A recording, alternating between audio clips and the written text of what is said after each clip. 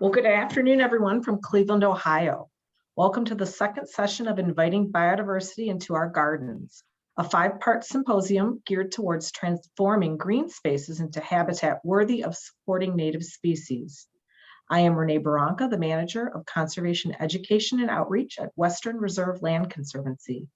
At the Land Conservancy, I plan nature-based programming for people of all ages, utilizing the expansive network of conservation properties the Land Conservancy has protected in Northeast Ohio, which totals close to 70,000 acres of natural landscapes, family farms, and urban green spaces. My co-hosts for this symposium are Ann Cicerella of the Cleveland Pollinator Native Plant Symposium and Judy Semrock from Nature Spark. Ann is the founder of the Cleveland Pollinator and Native Plant Symposium, which debuted in 2015 with Doug Tallamy as its keynote speaker. Her goal was, and still is, to inspire conversations about the importance of restoring our increasingly fragmented native habitats, starting with our own backyards and local community plots of land. Judy started Nature Spark to continue her work with students and adults in the realm of nature education and exploration. She conducts biological field inventories and property surveys, and she loves to share her passion for nature through field trips and public programs, both virtually and in person. We have joined forces to bring you national and regional experts to increase our knowledge about pollinators, native plants, and planting designs that are robust and form ecologically valuable gardens and natural areas. Our sessions are geared towards helping gardeners, landscape architects, natural resource managers, and many more create a network of functioning habitats that benefit pollinators and native wildlife species. Join us in 2 weeks for session number 3, Forests and Pollinators, Sustaining a Close-Knit Ecosystem. This will be February 9th at 1 p.m. Eastern Time. Details about this event can be found on Western Reserve Land Conservancy's website, and we'll drop a link to register for session 3 in the chat. I encourage you to explore our website and learn more about our efforts to conserve and protect nature in our region. I'd like to take a moment to recognize and thank our sponsors who have made it possible for us to bring you this program for free. Thank you to the Ohio Division of Wildlife, Cleveland Metro Parks, Scioto Gardens, Biodiversity Landscape Design, Big Creek Connects, the Lake Erie Allegheny Partnership for Biodiversity, Natives in Harmony, and Lifestyle Landscaping. Please use the Q&A feature to post your questions, and we'll pause for a few if time permits following each presentation. And lastly, if you wouldn't mind adding your city and state into the chat, we'd love to know where you're joining us from today. Now on to our show. It's my pleasure to introduce Nadia Malarkey. Nadia is a designer and owner of Nadia Malarkey Design in Yellow Springs, Ohio. The title of her presentation today is Creating Captivating Biodiverse Residential Gardens, One Practitioner's Path of Discovery. Welcome, Nadia. So I will stop sharing my screen here. All right, I'm going to share mine. Okay. There. Share. Perfect. View. Looks good. Full screen. Is that good? Yeah, looks great. Okay, you can all see it. So thank you so much to Ann Cicerella, who invited me initially to participate in this event. And thank you very much, Renee, for hosting and the introduction, explaining everything that you guys do, doing amazing work. And Thank you. I really appreciate it. So do I see this thing on the top of my screen? Will that always be there? The Q&A screen sharing that? Yes, that's only on your view though. People are only seeing your screen. Okay. And you. All right, okay. So I won't get questions coming at me. No. I'll take care of the questions. Okay, all right. Good. So I hope everyone can hear and see, and I'm going to begin by saying a little bit about who I am. So I am a regenerative garden designer located in Yellow Springs, Ohio, and I design landscapes that work like nature, complex, they're biodiverse and interdependent. And the focus is on soil health, gardens that support biodiversity, plant communities that restore animal-plant relationships. We restore layering in the landscapes, and that increases biomass, which in the end increases carrying capacity, which is really important, which I think some of you will know about, but we'll address it later on. These gardens also serve to create carbon drawdown into the kind of planting plants that are created. And also, very importantly, it instills in our clients a deeper understanding of their interconnectedness with the natural world, something that's being lost today in our fast-paced world of internet, screening, streaming, whatever. But there is a process of connection and attraction that takes place. So what I'll do in my talk, I'm going to share examples of my work, and I'm really excited to be here today to do this. There are many practitioners like myself doing this work. And so I'm not the only one, and I just would want to give a shout out to all of those practitioners in the industry. I get emotional. It's incredible work. It's noble and very gratifying doing what we can for the planet. So I'll share examples of my work, and I'm also going to put it in the backdrop of the critical crisis that we're facing in the United States of America in particular, including globally, but in the North American continent, we have our own particular challenges, and I will bring that in as a backdrop, because that is what drives my work and gives me the passion to wake up every day and do what I do and continue. So there is a quote here I did want to start with from James Rose, who is somebody I'm totally inspired by, mid-century modern landscape architect, 1913 to 1991. And he talked about gardens being a spatial framework which allows one's perception of nature to be acute. And he says that this focus on space, if we're just creating gardens, that could become nothing more than an academic exercise if it were done without further purpose. So the importance of these gardens is that connection, the connection of the human heart and the human mind, the human being with the natural world. So here's an example of one of the first gardens, which I'll come back to, that I was asked to design back in 2012. That's the back, and that was what we ended up doing 3 years later. I was looking at this and realized, oh my goodness, that was 10 years ago already. So this was the plot, typical building development in USA. Many of you have seen it, you're aware of it. PUDs, planned unit developments with covenants, restrictions sometimes, and that's what we have in the United States of America. So how did this all come about? How did this come to be? So I'm going to take you a little bit back on the history of this. This is the predominant residential landscape aesthetic and maintenance practices that go on. This picture on the left is from Thomas Rayner. He talked about mulchscaping, which I think some of you are aware of, and the vast expanses and tracts of land of what we know today as suburbia. Where did this come from? Where did these models emerge from? So post-World War II, Levittown, Mr. Levitt in 1947 devised a plan where they would provide for returning US vets land that was relatively inexpensive in large quantities that would furnish the needs of the GIs coming home. So just look at that, imagine, imprint that vision in your brain and think about that becoming the prototype for suburbia. It also ended up being a system for excluding people of color into neighborhoods, but I'm not going to talk about that today, but it's definitely a topic that should be discussed at length. So at the same time, just before that, in the 1900s, synthetic fertilizers began to be introduced in industrial agriculture. So this was the movement of industrial agriculture across the United States of America. So you had suburbia kicking in 1947, moving across the country, and large expanses of land being taken over for agriculture. So what happened was that, of course, the large expanses of land were taken over by cutting down, clear cutting, delicate, intricate, biodiverse, rich ecosystems. And there was extreme habitat loss that occurred as a result. So one thing that is important to remember here is that habitat loss and habitat fragmentation added to further demise of ecosystems and species reduction. And the ratio of development to habitat loss is 1-to-1.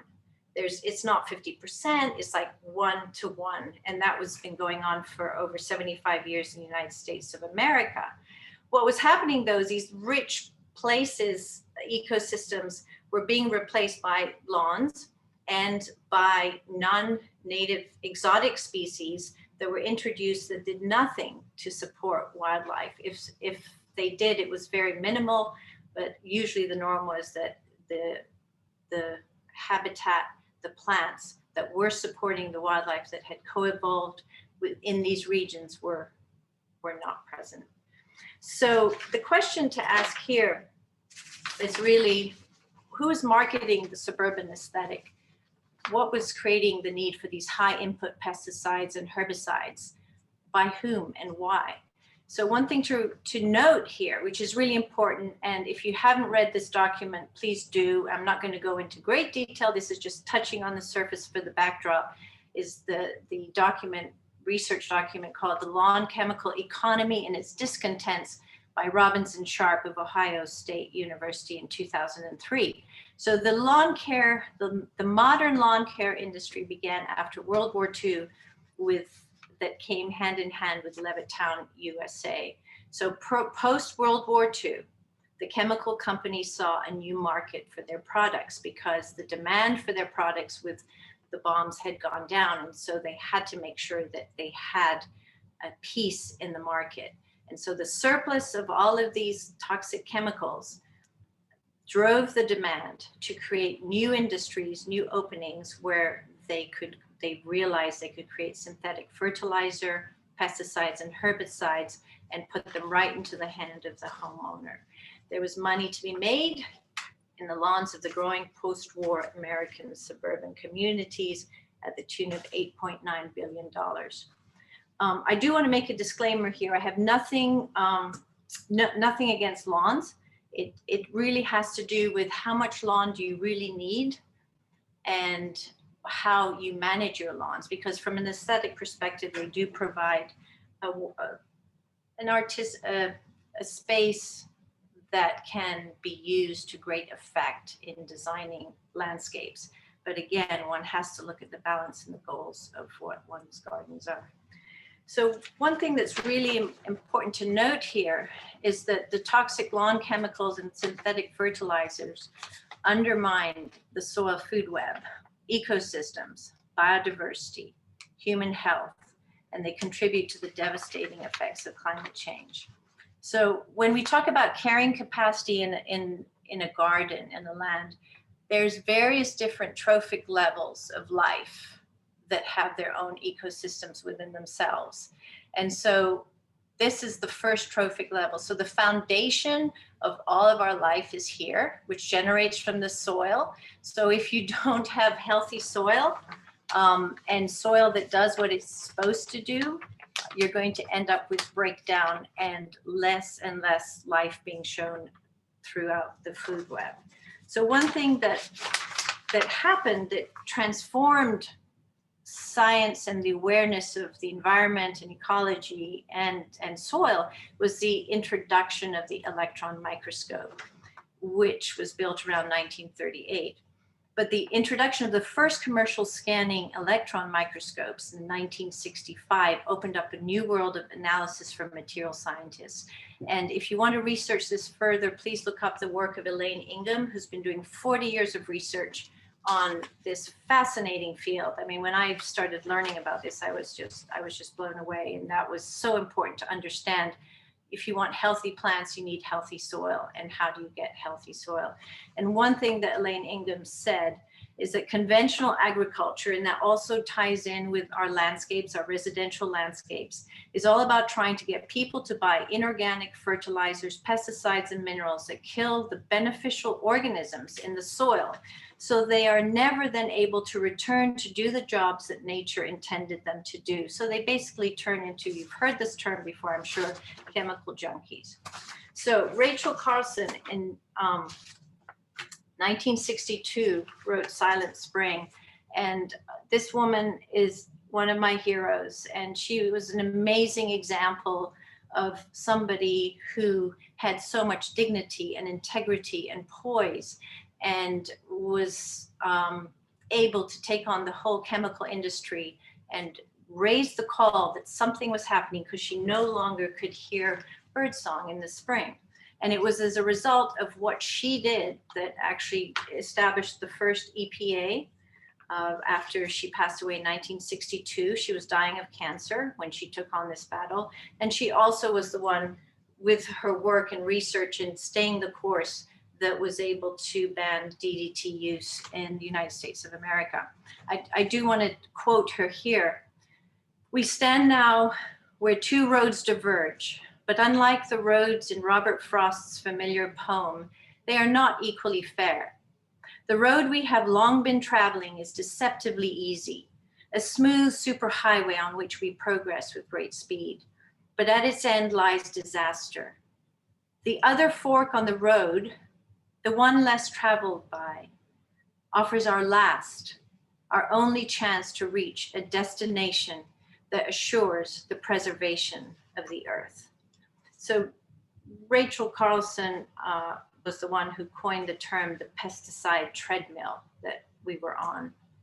So here we are today, monoculture madness, approximately 45 million acres worth and counting. And the point to remember, there's nothing wrong with the lawn in itself, but it has taken away the life source of the other little creatures who live on this planet, who share this planet with us, of which we are hosts on this planet as well, that are not existent, and it's to great detriment. So apparently, according to research, it's showing that this lawn is growing by 500 square miles per year. And Doug Tallamy has stated that if we generate 50%, which equates to 20 million acres, we'd be creating the biggest natural area in the nation. And he has established the Homegrown National Park Initiative today, which you can all sign up for. But this was a book I read way back when, and I was so inspired by this before he wrote Nature's Best Hope, which you all should read, and it should inspire you yet again and give you impetus as to why your backyards are important, why this work is important, and why we can indeed make a difference, one little garden at a time. But he stated that we have to make room for nature to bring it back. So the biodiversity loss, I'm going to just quote from this report back in 2002, it's 20 years ago. I mean, this is chilling numbers and chilling statement, but this was put forward by the Commission for Environmental Cooperation between Canada, North America, and Mexico. And it states here back in 2002 that this decline in habitat has led to a widespread crisis not confined to any one country or region. Half of North America's most biodiverse ecoregions are now severely degraded, and the region now has at least 235 threatened species of mammals, birds, reptiles, and amphibians. And that was back in 2002. I'm sure that number has gone up, and added to that is the rusty-patched bumblebee, which I have a great affinity for, and we'll sing out to the mountaintops if we can bring them back to Ohio. The alteration of habitat has been the main threat to biodiversity, and a significant proportion of the plant and animal species of North America is threatened. So North America's diminishing biological diversity has profound consequences. This is from the report, because this loss is irreversible. Species that are lost forever. The potential impact on human condition, on the fabric of the continent's living systems, and on the process of evolution is immense. And that to me really gets to me, because it's like, these species, they have a right to live. They were here, they're on this planet. It's part of our whole system of life, of creation. And when they're gone, they're gone. That's a pretty heavy thing to think about. And if that wasn't enough, I would really urge you to read the UN report that came out in 2019 about biodiversity loss across the globe. And this is from the chair, where he talks about Sir Robert Watson, the health of ecosystems on which we and all other species depend is deteriorating more rapidly than ever. So this is like speeding up the case. It's not too late to make a difference, but only if we start now at every level from local to global. Through transformative change, nature can still be conserved.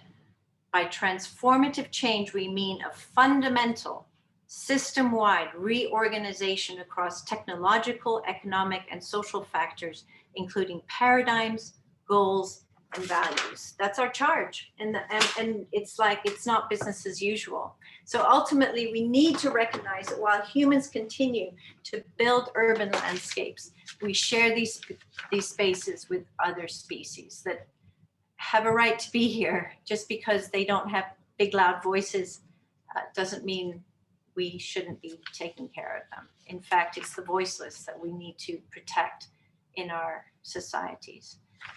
So here it is, shifting the paradigm. And all of that information made me think and inspired me to realize as practitioners, we have an incredible job, an incredible charge to help alleviate the sufferings of the planet. It might seem like, oh, that's so overinflated about what we can do, but I really feel we can make a difference. And I coined this term regenerating suburbia, one garden at a time, because James Rose talked about transforming suburbia, one garden at a time.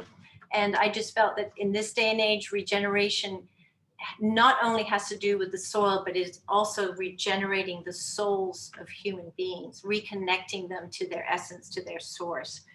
And this is something that I discovered through my practice that, you know, I do feel very strongly that we have to have the artistic, aesthetic component in a garden, the spatial concepts of design, which have to do with use of space, how people are going to use it, how people view it, their aesthetic awareness in residential garden designs. But at the same time, we have to include the ecological components, the biodiverse native landscapes, the regenerative principles, putting in plants that are diverse, but also will increase carrying capacity of the species that need to be supported. But what I found out with these two, supposedly, my husband calls it ecocentric and egocentric, that there is a place where these two cross over in the middle, and it is truly a philosophical moment where there are my clients who recognize and connect at a very deep level with creation, with the sense of oneness with the natural world. And it really does open up a gateway to environmental stewardship, because I do think that our ecological crisis is not an intellectual exercise. The heart has to be connected at some level. And by immersing people within nature and the natural world, I really feel those connections run deep and they are everlasting. And people at the grassroots can be an incredibly powerful ecological force for change. So here we go. That was a bit of a mouthful, and I'm going to try to keep up the pace. Hopefully I'm not going too fast, but here we are, Suburbia, Yellow Springs. This was a project.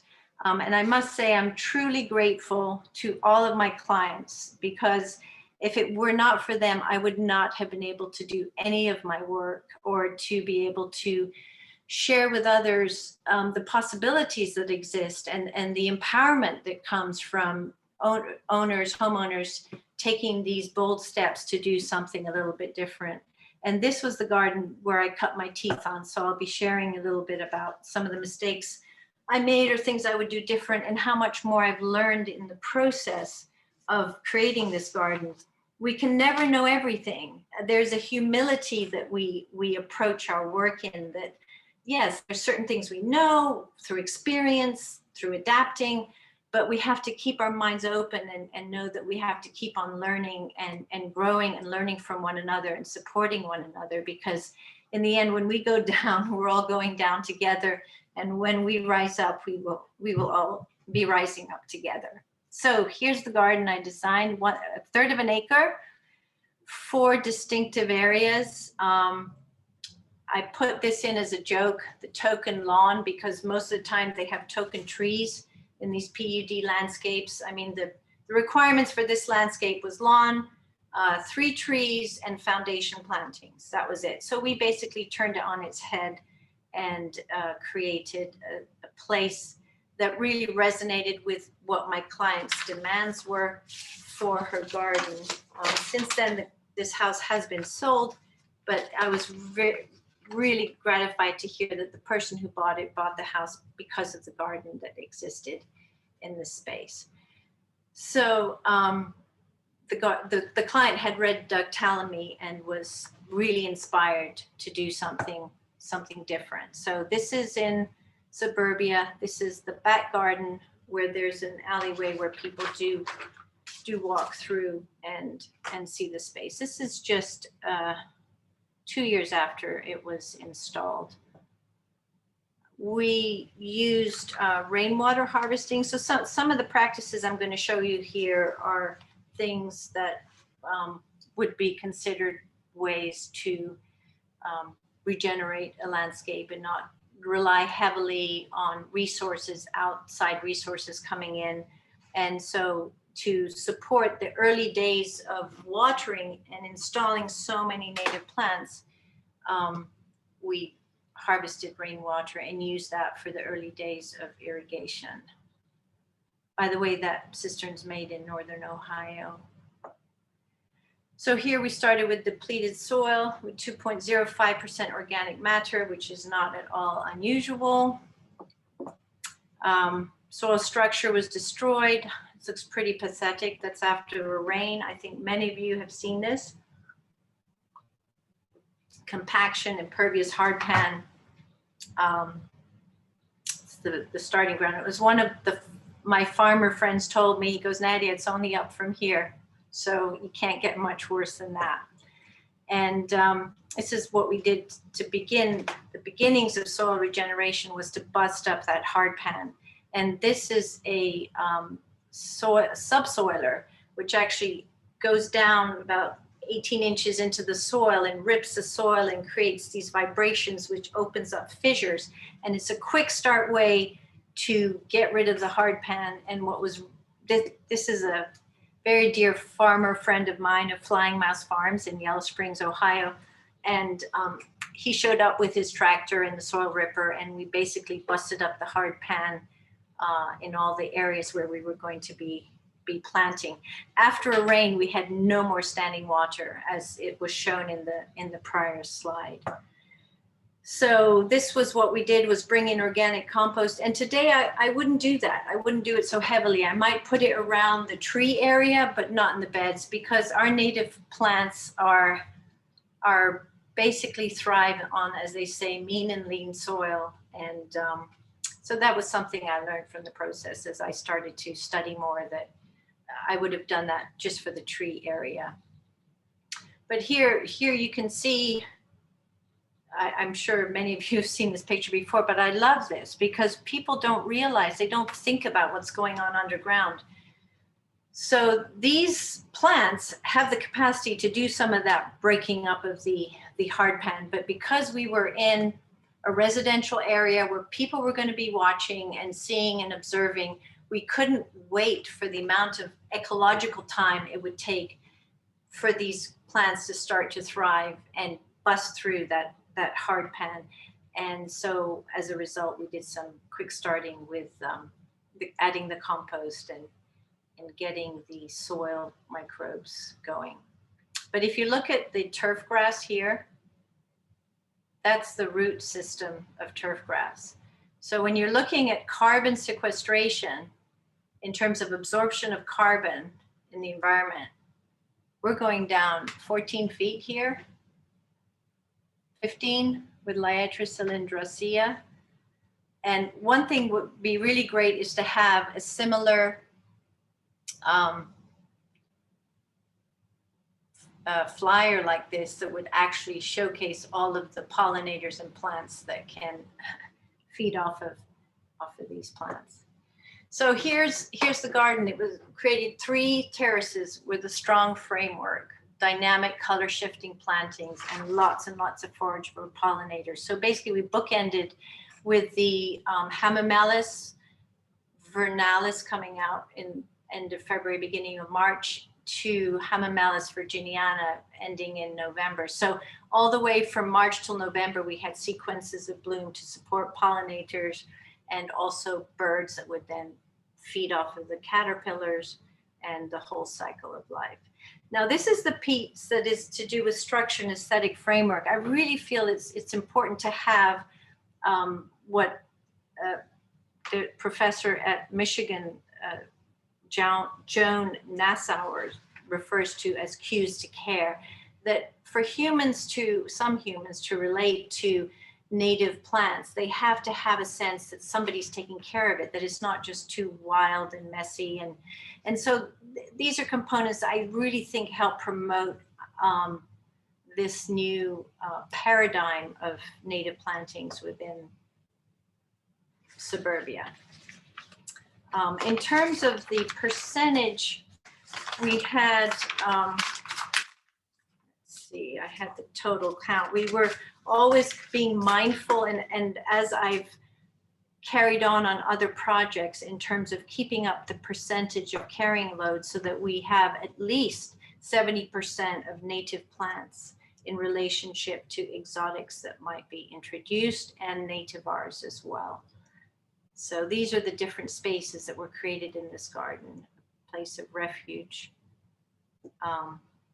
It's a pretty magical place to be. And up here, these are Thuja plicatas, the birds that started to nest in this long hedge was just incredible, especially if you went in just before sundown. You'd hear them all singing and fluttering and twitting and flying in and out. And before, this was a very dead and barren location. So here's our Murtensia virginiana, Virginia bluebells. We did this layering in the garden too, in terms of matrix planting, where you'd have early blooms that would be servicing our little native bumblebees, and then turning into allowing the Carex pennsylvanica to emerge afterwards, and having the sequencing of vertical layering, not just block planting. And so here's the porch. This development is covered with houses all the way around here, but now these trees have matured. I'll have to go back and snap another picture of the garden. I have to get permission to do that. But this is where a client can sit and experience the seasons through the porch. And this was a Mobius strip, which I had designed. It's a metaphor for the garden in the sense of the continuous line. There's no separation between the two sides of a Mobius strip, basically relating to humans and nature as being one and the same, intertwined. And this is that view a couple of years later at a different season with the Amsonia hubrichti. And then the areas that you see the leaf mulch, we use leaf mulch, would be covered with Carex. We just didn't get that round of plantings in. And these are some of the vistas that the neighbors can see. And they recognize these as a native landscape because of signage that we've put out. These are the neighbors. So you can see there's a lot of lawn, barberry, taxus. So this is why we're doing what we do, is that at the same time we get to witness the interdependent beauty of the natural world. These were all the different species that showed up the first year. So first, actually this one here came the second year. That was a spice bush swallowtail caterpillar. Such a sweet little thing. So all of these showed up the first year. This showed up in the second year. Incredible creature. And just to be able to see that and for the client to be able to witness that is pretty empowering. These are some more of them. These all showed up the first year, including the Monarch Caterpillar. Such a diversity, such a beautiful world that we live in, that we have the privilege to be a part of. And how can we not be concerned with the care of all these creatures that have a part to play in existence? So that's the view of the Mobius strip. still there. And I'll move on to another project. So this was one where the clients did want to increase their pollinator garden. And this is what we came onto on the project, number 1. And correspondingly, we started with just putting in a gravel pathway. And this is number 2, looking down. This is looking up, that's looking down. And that's the pathway working down to the lower end of the garden. So here we added 3,800 square feet extra of plantings. And every year since then, we continue to add more biodiversity into the whole. So on this particular project, we have 57 species roughly. 41 are pure natives, 10 are nativars, and 3 are exotics. So a combination of the natives and nativars is 90%. The native species are 72%. And so the purpose of this was, if you look up here, there's a second floor screened in porch, and this was the vista across there that they would get to see the changing garden through the seasons. Now here, this is early spring, so of course you're going to get our salvia, which supports a lot of bees and different pollinators. But within that framework of the salvia, we've got the native plants emerging throughout that system. This is looking over from the top part of the garden.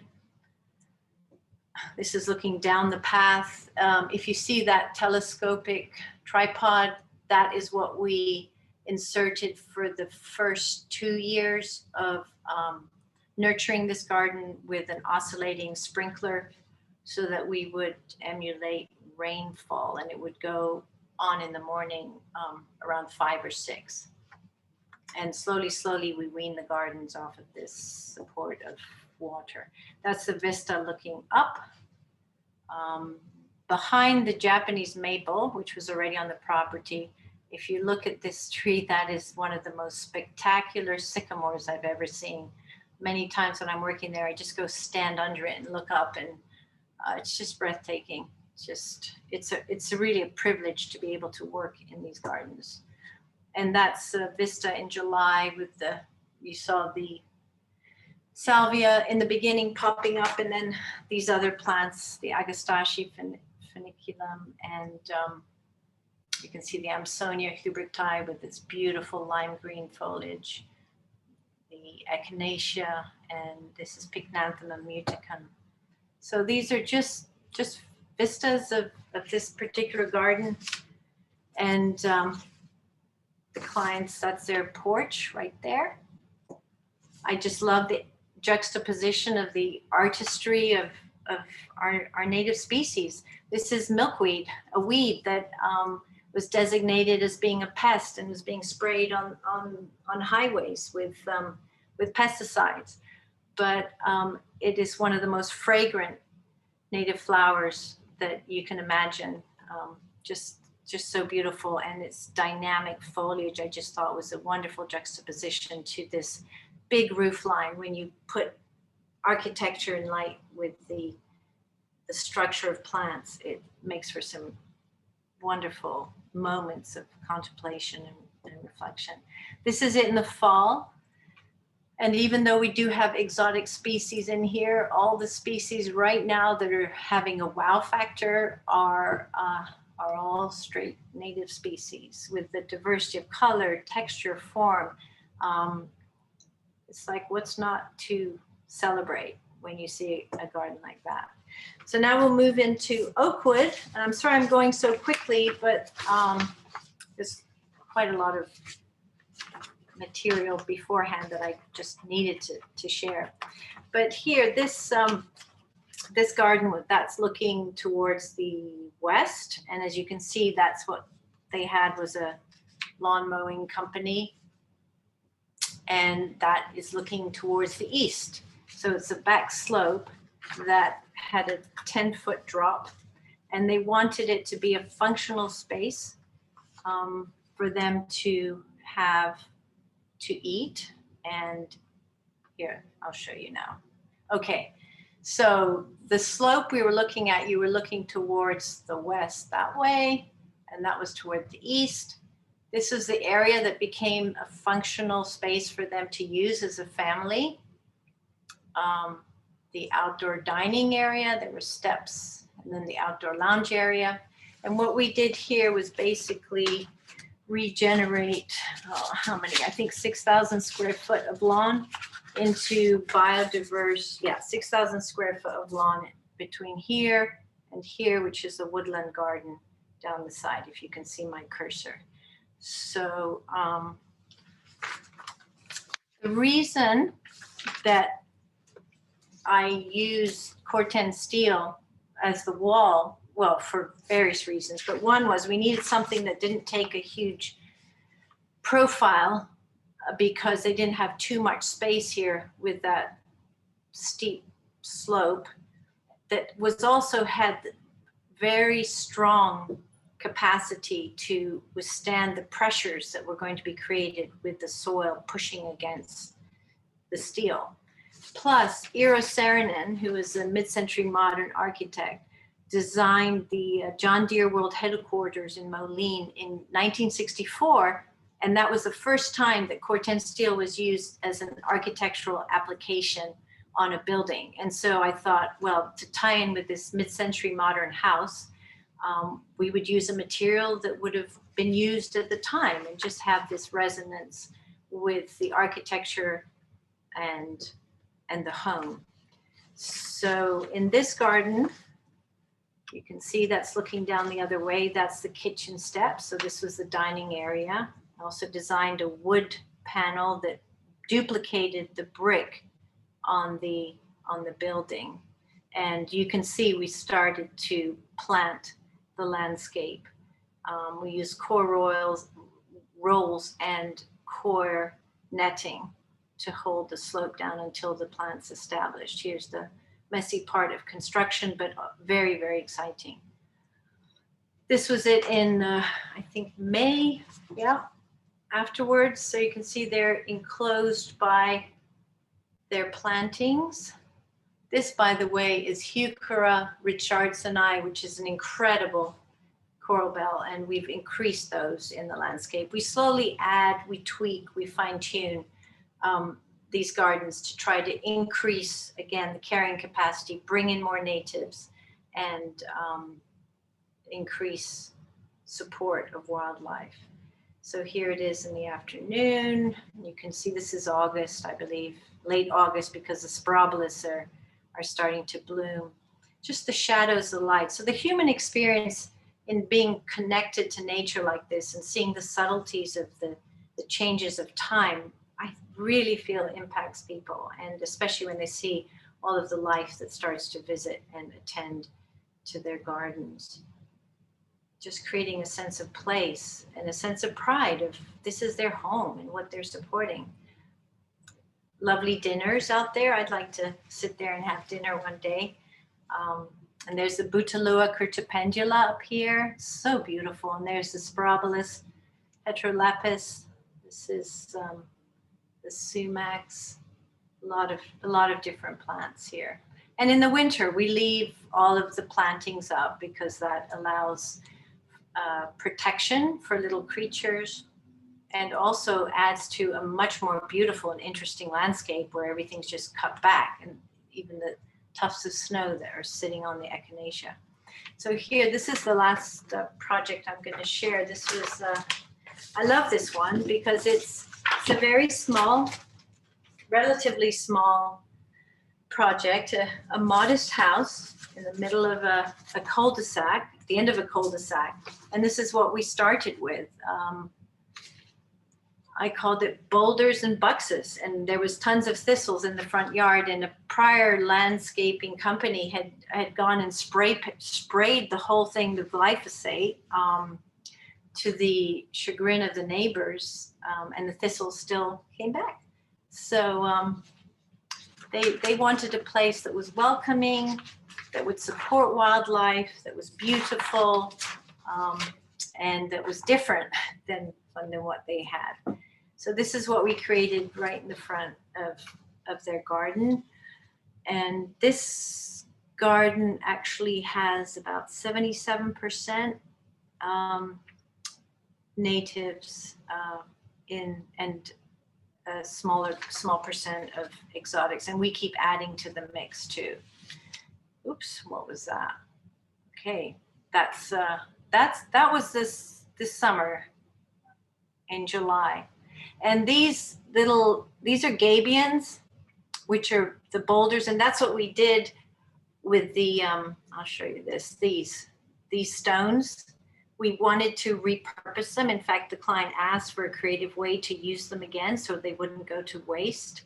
And we created these different size gabions to create architectural interest, but also it creates habitat, more habitat for different creatures, and can increase biodiversity by the fact that we're adding more surfaces of different types into a landscape. So that's there, you can see the gabion a little closer with the Achillea.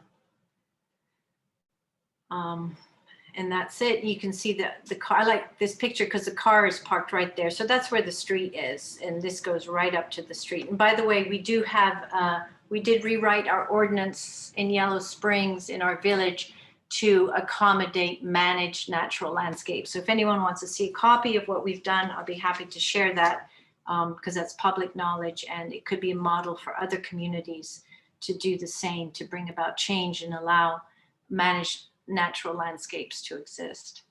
So here I've got to have a shout out to my team who've worked with me, skinned knees, dirty fingernails. This is a rare moment where we're actually sitting to take a picture at one of my clients' homes. You can see the Carex pennsylvanica that we're getting ready to plant as a matrix underneath these trees. But a real shout out to Greta, Alexandra, and Kara, who are here this day. There are also others, but this was the core team who've worked with me for several years. And they've all gone on to do other things, unfortunately, but I'm really proud of them. Greta's gone on to study environmental science. Alexandra is fighting hard for food equity and sharing education on regenerative agriculture, and is really looking into working for policy that's going to bring about change in our country that relates to that. And Kara is a school teacher who always brings in the natural world into her classroom of second and third graders. So just so proud of them. So here we go. Here's the signage that we put out. That's the Xerces Society. They're an incredible wealth of knowledge and science and research. Please visit their site. Please support them. Please donate to them too, and also Beyond Pesticides. But here's a client's garden, and as the clients begin to recognize the beauty and the delicacy of the natural world and take joy in all the creatures and bugs that visit, they go through a process of transformation in recognizing the subtleties, the delicacies, these intimate moments of interaction with the natural world, seeing the fine filaments on this echinacea, which most people just are too much in a rush to stop and witness and observe. And doing that has such an impact on the human soul, that sense of biophilia that E.O. Wilson talked about, that this is an inherent sense of needing to connect with the natural world and recognizing our place in the whole scheme of things, and a real spiritual connection of oneness, no separation, and then championing the cause to save and protect these species. So they recognize also that the beauty of the flower is not just there for us. That Silene regia on the right-hand side, one of my favorites that you can see 30 feet away, is there to support our pollinators, hummingbirds, butterflies, other creatures that exist, and we can also enjoy its beauty, including the fact that they're there in our garden. They also can witness the gentle unfolding of a fruit that turns into a nut, the diversity of species. Again, there's the monarch, and coming to light on the echinacea, witnessing the gentle workings of creatures that sometimes only in the morning dew can you actually see their tracery if you're up early enough. And then begin to witness changing seasons as the colors mute, and yet being aware that the asters still blooming are there to support the monarchs on their southern journey back to their hibernation points, and the remaining bumblebees that are foraging fast to find food and sustenance for the winter, and the goldfinches sharing supper while you're eating outside, and the brilliant displays of fall with the blacks and the browns and the golds.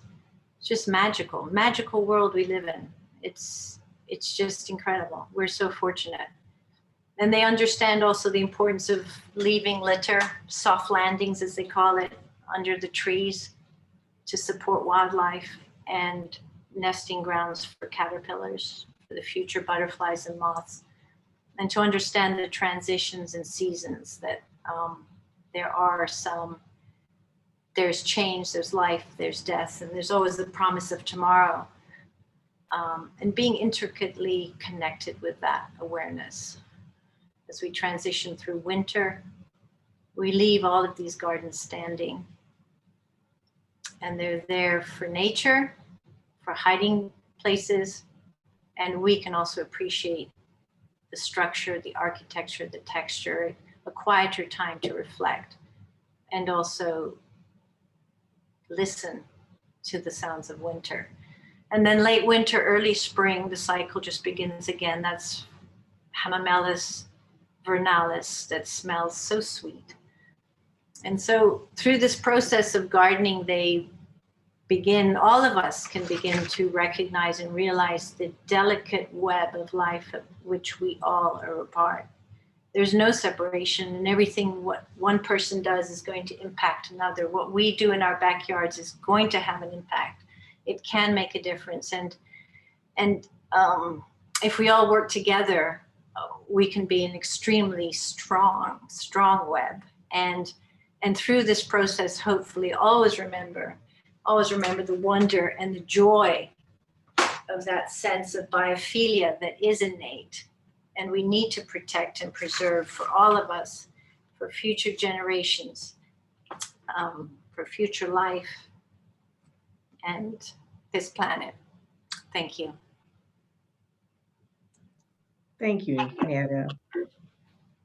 Beautiful. Love seeing the transformations that you've done. So there's of course, as you can imagine, lots of questions. Yeah, we have a little time to address a couple of them. So I'm going to, there were quite a few questions about your pathways that you've chosen. Can you speak at all to, why you've chosen gravel pathways and the different types that you've used? Well, the gravel pathways, I love gravel. I'm a gravel girl. And I'm excited to hear about Mr. Epping's talk on gravel gardens, which is another thing, but that's something else that we incorporate. But the pathways, first of all, they're permeable. They don't create runoff. The bluestone that I did in one of the projects, they were all positioned so that the runoff would be drawn down by the biodiverse landscape that was there. So we don't want to contribute to more runoff by creating these hardscapes. So all of them are very intricately placed to allow for, if there is runoff, they go down into the landscapes and not end up in your municipality's watershed and overflow and all that stuff. So, but gravel I love, and I love walkways. They really do define space, and in some areas we do we just put leaf mulch down, and pine straw as well. So nice. There's questions to how long you continue supporting a homeowner after your initial landscape design is complete. So do you provide maintenance? We do management. We call it management. We stay away from that word. I know that it's everyone uses. But I really think part of the change in the transition in concept is that we have to change our language and say, no, we manage these landscapes. We respond to the needs of this landscape. We're not maintaining it, because maintenance means you maintain a building. You keep the windows clean, floors washed, all this stuff, but you don't maintain a landscape. You manage it and respond to it. But yes, in the beginning of the design process, we usually ask what kind of care the client wants to do or can do, what their level of education is, do they want to learn? So we sometimes provide coaching, and other times we do full-on care. So there's one client I've been working with for 10 years now. Nice. Yeah. This is a question that speaks to specific plants. Can you recommend a native sedge that will tolerate hot afternoon sun? Carex rosea. Beautiful plant. I love it, love it, love it. And yeah, and it also does afternoon shade, and it does shade as well. So it's a very versatile plant. It's gorgeous. Introduced to me by Grace Kaler, the late Grace Kaler of Pizzo Nursery. Yeah, I always think of her. So the second garden you showed us, the second presentation, the question is, did you churn up the lawn in that particular garden as you did in the first home you showed? No, and in fact, it's a husband and wife, and the husband was so distressed because we didn't use pesticides, and we didn't spray, but his wife was driving around picking up all the carpet remnants that were on people's outside to be taken for rubbish and dragging them back to smother the lawn. So yeah, we did not churn it up right away, but we did the next season. What was left, one of the contractors just did a light scraping, which is not usually the best thing to do. That's what we did then. What I would do now is actually skim the grass, the lawn, with a blade, and then put down organic cardboard sheets that you can get, water it down, and then put 4 to 5 inches of leaf mulch on there and let it sit over the fall, the winter, and let nature do its course. And then after a while, you can just go in and plant right in there, and you've already got it mulched. So that would be the technique I would definitely recommend. Do not spray, especially in the homeowners. It's not like you're dealing with tracts of land, thousands of acres that you have to address to put prairie in. We're talking about home landscapes. So I do not advise using chemicals for small spaces like that at all. And here's one that goes back to your discussion about Rachel Carlson. Yeah. If she were alive today, what do you think she would think of our efforts, progress, and failures? I think she'd say, why have you taken so long? I think she'd really say, I mean, I've done all this, people, 1962, and we are in 2002. Why aren't people on the streets? Why aren't they shouting down at the mountaintops? It's like, we have to do this. Some are, but it's the youth. It's like, where's the generations? The 50, 60-year-olds, 70-year-olds, what's gone? So we have to encourage the next generation in this industry to find jobs that are going to make a difference, that are positive, that will bring transformation from an ethical perspective, from an ecological perspective, from a moral perspective. It is so needed. So we have to raise up this next generation of young people to recognize these are jobs of what the Buddhists call right livelihood. You make money, it's good to make money, but at what expense, and what are you doing it for? So anyway, that's what I think she would say. Thank you so much. You've given us a great perspective, and I loved your talk, Nadia. We're grateful. Thank you for inviting me. I appreciate it. And if we didn't get to your questions, we will get to them over the next couple of days. Okay, thank you. I look forward to the next speakers. Okay, I gotta find them and bring them into the room.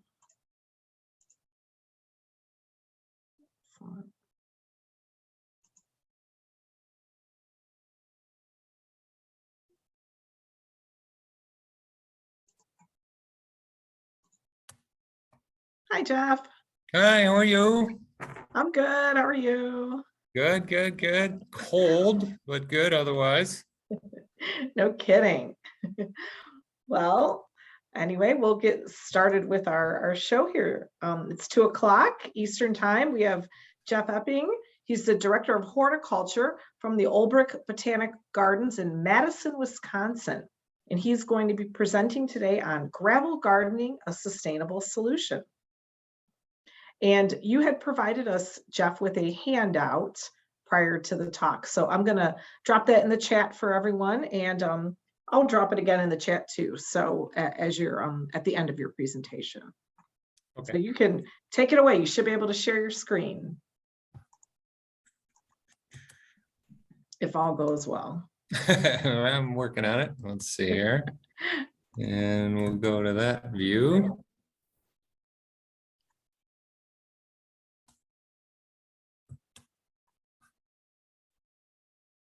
How's that, Renee? Looks great. Okay. All right. And I'm ready to get started. Well, thanks for having me, Renee, and everyone. It's my pleasure to talk about a little bit about a passion of mine. I have many in horticulture, of course, but gravel gardens is one that I have recently been into. Well, been doing it since 2009 when we started our first garden, but it's just built from there. So a little bit about Olbrich. We're a 16-acre botanic garden, series of display gardens. We try to show people how to garden more environmentally minded, because for all the reasons that Nadia told us about, right? I mean, she did a fantastic job of talking about the history of chemical use in the United States and how we got to where we are now and why we need to change. So I'll delve into that a little bit myself. But if you get a chance to come to Olbrich, I hope you can. Madison is a really beautiful town. University of Wisconsin is here, the capital of Wisconsin, all those great things. So hopefully we'll see you in the future on not such a cold day. It was minus 12 when I drove into work today. A little chillier than I would like, but that's how we are here. So these are some pictures of some of the eco-friendly gardens we have at Olbrich. We have others that are a little more formal, but like Nadia, we're doing our best to incorporate more and more native plants. It's not that we haven't in the past.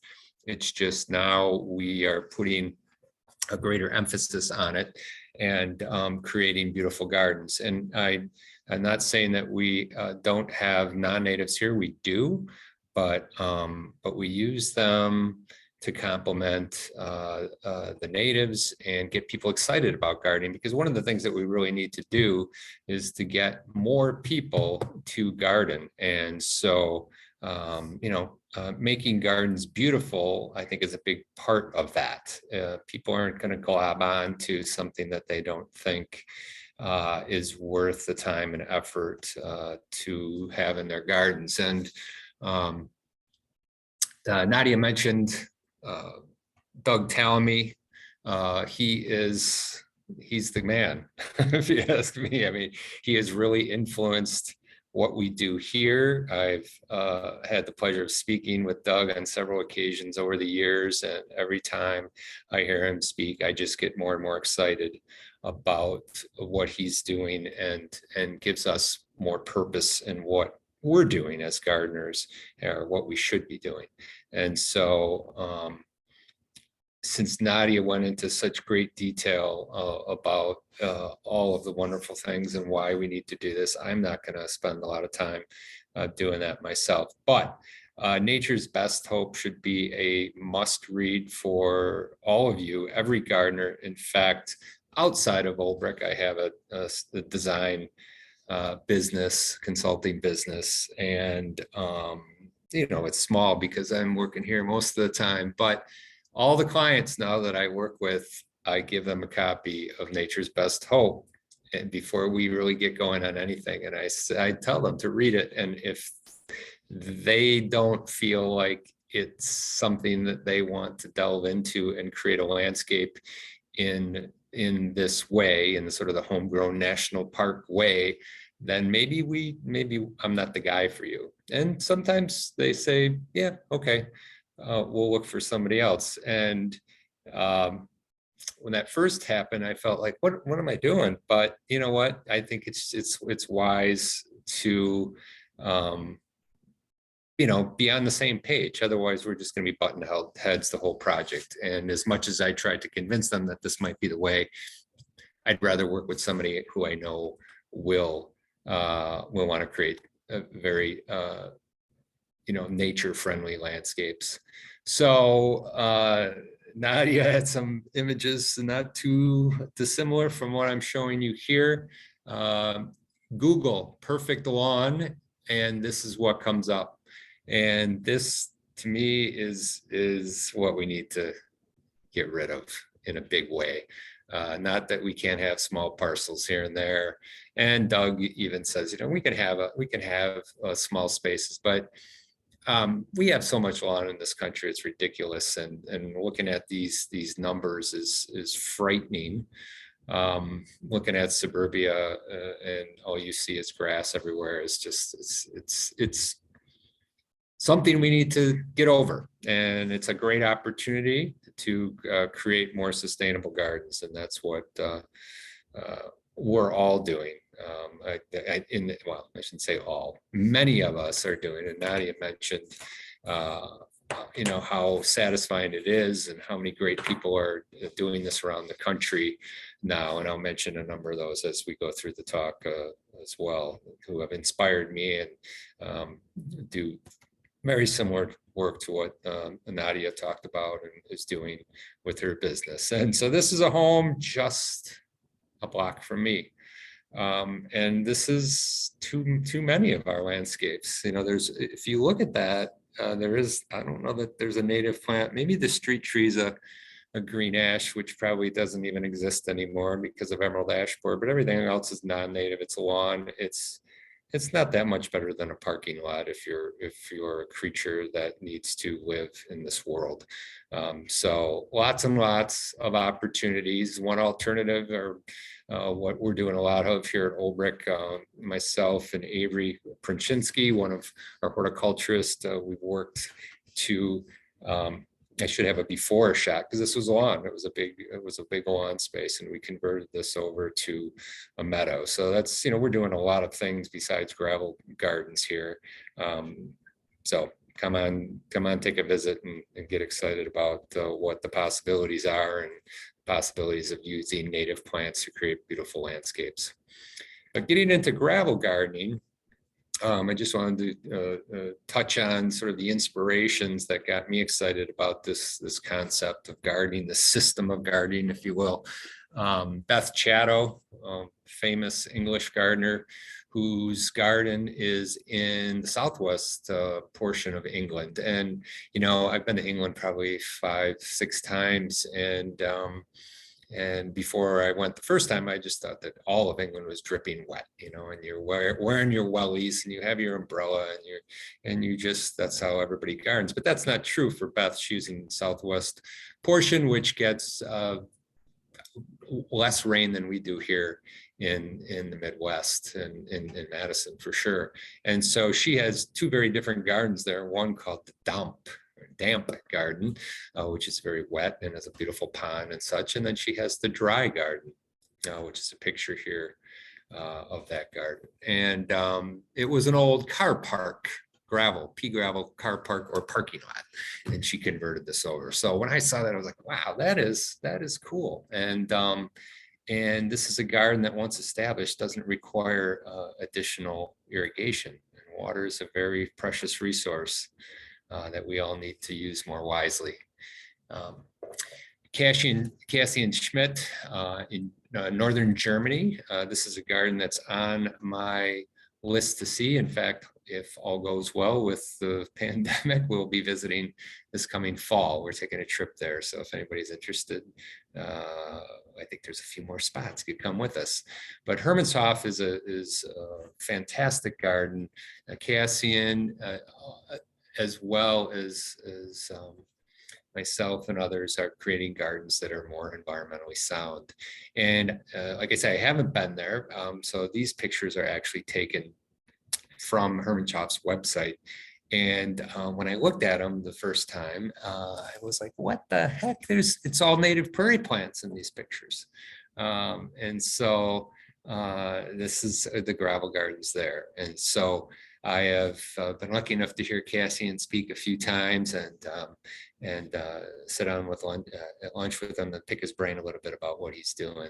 There's also some great videos online on YouTube if you want to see more of the garden. I know John Greenlee, one of our American gardeners here out on the West Coast, did some nice videos with Cassian.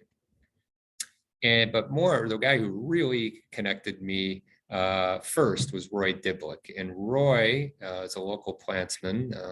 If you haven't heard him speak, you really should. He's super passionate about what he does, super knowledgeable. His No Maintenance Gardening book is a good one. Not no maintenance, but KNOW maintenance. Or maybe it should be management, not Nadia, right? But Roy and I have worked on a number of projects together, continue to do so, but he started a little gravel garden at North Wind, which is their nursery, which could be a little botanic garden in itself. He created it after he visited Cassian with Pete Udolph on a trip over to spend time with Pete at Hummelo. So anyway, Roy's the guy who turned me onto it, and then I said, yeah, we got to do something like that at Olbrich. So we did, and I'm going to show you how you can too over the rest of the time we have here. So one of the things that you want to think about is, the old adage, the right plant in the right place. So using drought tolerant species is very important.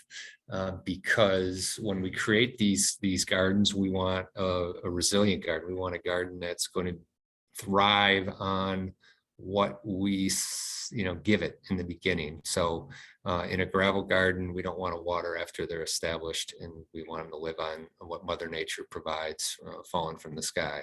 So that's first and foremost. Seasonal interest, like all of gardening, right? We want something in bloom at all times of the year. And we'll talk a little bit about how we can do that and show you different plants that you could use in your gravel gardens to do that as well. And we're creating a plant community. It's a mixture of all the plants we can use. We can even use shrubs. Trees are a little more worrisome, or a little tougher because of all the plant pieces they drop over their life cycle in a season, but shrubs certainly are not an issue at all. And even bulbs thrive in the gravel gardens, and we'll see a little bit of that as well. So the design and layout, one of the things that we need when we create a gravel garden is we need a border. It needs to be 6 inches tall, at least, because we're going to fill it with from 4 to 5 inches of gravel, which we'll talk about. So 4 to 5 inches. The gravel is about 1/4 inch in size, 3/16 in size, something so small, about the size of pea gravel. And I'll show you a couple options. And then we're going to plant very, very tight spacing, 12 to 15 inches on center. We'll look at that. And your design can be whatever you wish it to be. It can be very formal if you arrange the plants in that way, or it can be very random or very naturalistic looking. And quite honestly, that's the style that I typically go for. And we'll talk about that as well and why we might go in that direction. Borders, then we'll start out with those. This is the first gravel garden we put in 2009, and you'll see around the edge just a mixture of different stone boulders, sizes, shapes. Some are limestone, some are basalt. We have a big stone yard here at Olbrich, and a lot of the contractors and city departments know that if they have extra stone, who to call. So I feel very fortunate that we've been able to amass pile of stone that we can use for this, that, and the other here in the garden. A bigger project that I've worked with for years, we'll talk more about it later, we utilized concrete pavers, sort of a landscape paver, and it's like 3 layers deep there. So they're cemented in place to create the border. And this actually makes, if you border a gravel garden with lawn, it makes a nice mowing strip, as you see there. So it's sort of dual purpose, hold the gravel and run a more wheel on there to make the mowing easier.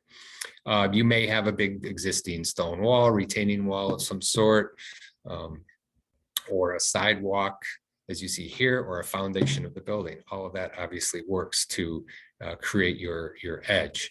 What you need to do when you have a sidewalk like this, you just need to dig down about 6 inches on that edge, and you can just toss that soil back up farther in the bed. You don't want to get rid of it, and then you just taper back. It doesn't have to, you don't have to take 6 inches of soil out of that whole bed that you see there on the left. Just the first foot, then tapering into the next 2 or 3 feet, so the gravel stays in place. It's nice to have about an inch of space above the gravel so it stays in place. Here, the foundation of a garage. This is a fellow employee at Olbrich, and I helped her do a gravel garden last spring.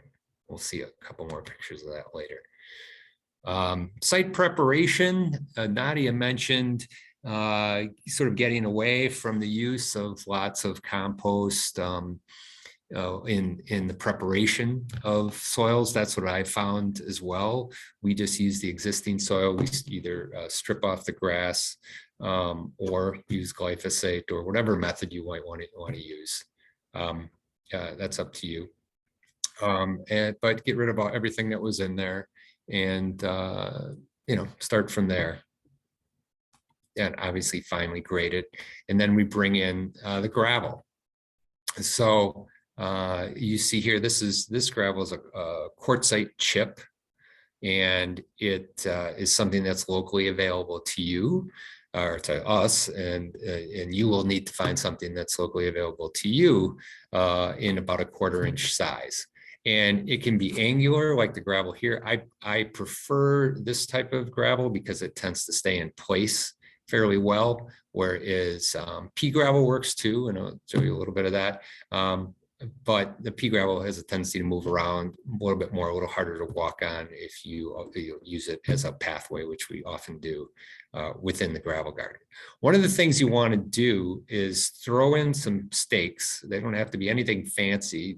Here, there were just little lath stakes that we had. We cut them into, 12-inch long lengths, and we drove them in throughout the garden about every, 2 to 3 feet.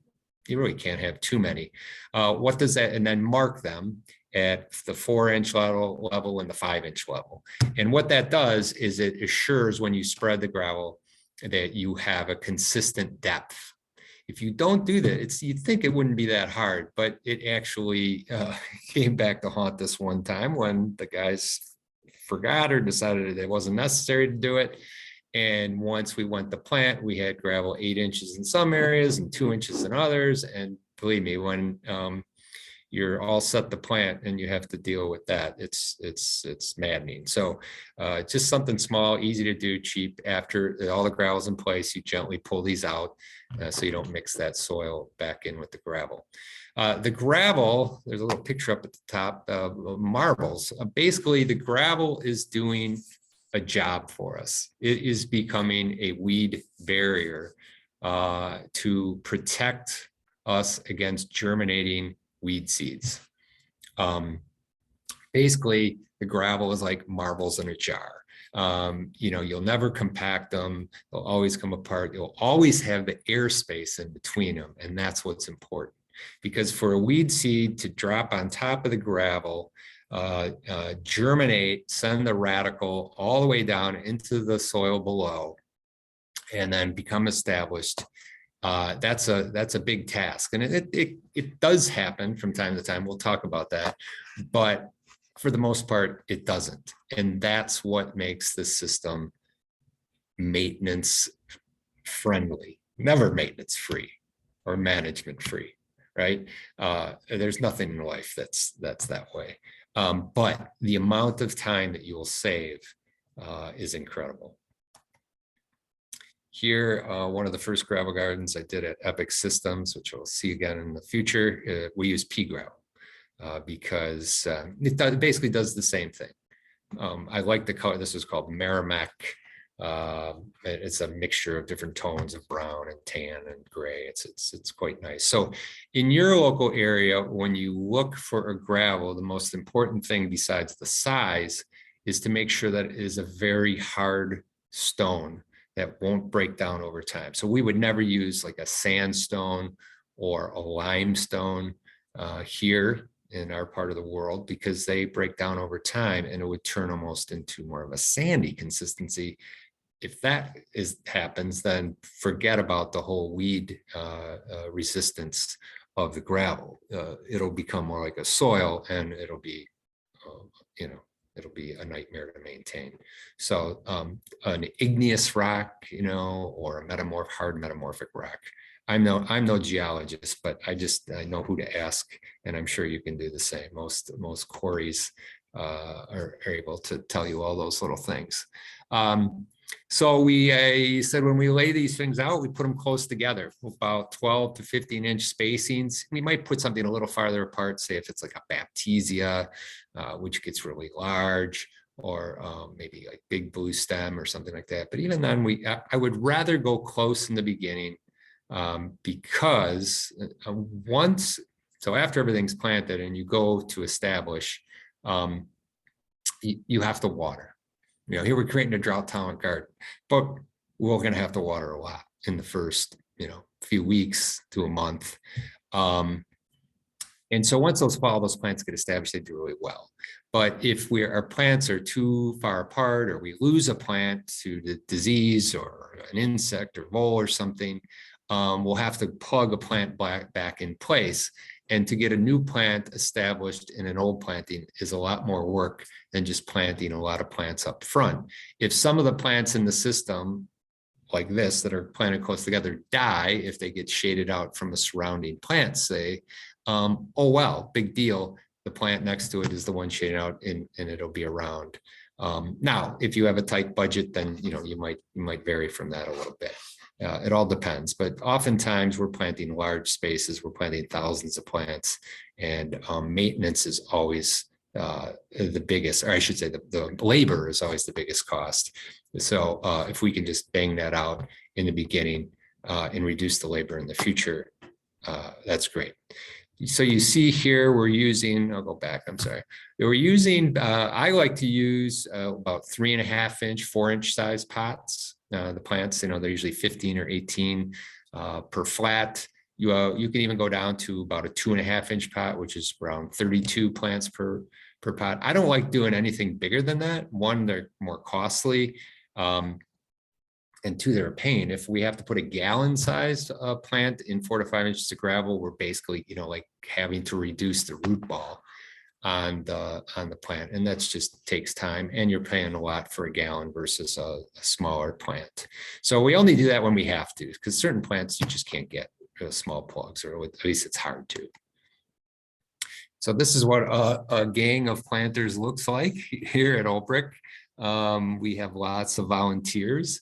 So I come in early in the morning to lay out all of these things. As soon as the sun is up, I'm getting going on it. And then a couple hours later, I can have the crew start. So I want to lay them all out into the pattern that I like. Like I say, I typically do more of a naturalistic style. So I have repetition throughout the bed. But I also I want to make it look a little more wild-like and mix plants together. The other reason you might want to do, so earlier I said you could do more of a formal planting and arrange it like an English border where there's these, group of this, group of that, or a block planting, people often call it. The problem with that is if we have an issue with a particular species within that type of planting, we may lose big blocks of plants, and then we have to go back in and mess with those. If we mix many different plants together and we lose that same species, but there's plants surrounding it of a different species, we don't even notice that they're gone. In fact, I'll talk a little bit later that I sometimes put plants into a system knowing that they are going to go away in the future. We'll talk about that. Oh, one of the things I wanted to say here is notice that everybody has a bucket next to them or a tub. That is because when we plant these, containerized plants, we take the pot off over the bucket. We loosen the soil, especially if they're very root bound, over the bucket. We also always peel off the first at least inch of soil on a container plant. And I encourage you all to do that. Actually, Roy Dibble is the one who turned me on to that. Why do we do that? Because there's all sorts of dormant weed seeds sitting in that top layer of soil. They're not weeds yet, but they will be, especially when we first start to water them a great deal. So here's just a mock-up I did for a magazine article I wrote. Obviously, these plants are much closer together, but you get the idea of how they're planted. Take them out, loosen up the root system, and then they basically, the level is you get the crown level with the top of the gravel, not the soil beneath, okay? Here again, over a bucket, in the middle is the plant when it first came out of the pot, and then on the right is the plant after the top soil is pulled off. And if it's a squatter pot for some reason, and we know that it would be better really if it were a longer plug, you can kind of mold it, right? You can kind of mold the soilless mix and everything to get it about 4 to 5 inches in length before you plant. So then you put it in and then you just push the gravel around. So for your hole, to dig your hole, you use gloves in your hands. Trowels are not necessary. In fact, I don't even like in fact, I don't let volunteers use trowels because the first time we did this, some insisted. And I said, well, if you do that, you got to promise me that you don't bring any of that soil up. Because if we mix soil in with the gravel, especially near the surface, then we have a media for weed seeds to get going. And we don't want that. We want to keep the gravel clean from the first time till the future, as clean as we can get it. So sure enough, they were digging and they brought soil up, and I took the trowels away. I said, no more. And so if you dig like this, you hit the soil, just set the plug on there and push all the gravel around it. You don't have to get it into the soil. You don't have to dig into it. In fact, you don't want to dig into it. Roots are going to grow into it. Roots are going to grow down. They're going to get established without any problem whatsoever. So the management or the maintenance of this then is a lot of getting it established is watering, which is really, really critical in the beginning. So you just took a 2.5 to 3.5, 4 inch, whatever pot, and ripped the roots, roughed them up, stuck it in a sea of gravel with only the bottom roots touching that soil below. So, you really were rough on them, and they need some time now to get the roots down into the soil below and get going. And they will. I love that. I need to get that root diagram that Nadia showed about how these root systems go down. I mean, and a lot of the plants we're using are native prairie plants, which do just that. So, but we got to give them a chance to get there. So in the beginning, you might be watering them every day if you're doing this during the summer, every other day, every 3 days, and then it's just you're gardeners, right? You look at the plants, you see what they want, see what they need, you water them when they need it. You don't need to overdo it for sure. In fact, you don't want to waste the water, and you don't want to rot anything off. In fact, sometimes we put sedums into this system, and if you put sedums in the beginning, they will rot off. So that's a plant that you would have to add later because they can't take the extra watering. So then, as time goes on, you're watering less and less. In future years 2 and 3, probably only during a drought, you might have to worry, and then 4 years and beyond, maybe during the severest of droughts, but you saw those root systems.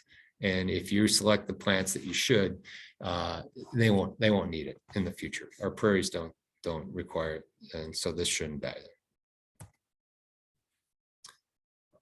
So weeding, the most weeding you're going to do is right up front in that first and second year, because you got those little bonus gifts. Look at the slat on the lower left, and there's little oxalis seedlings in there. There's all these different weed seeds that you got for free. Lucky you. And they'll germinate, especially when we when we water them as much as we do in the beginning.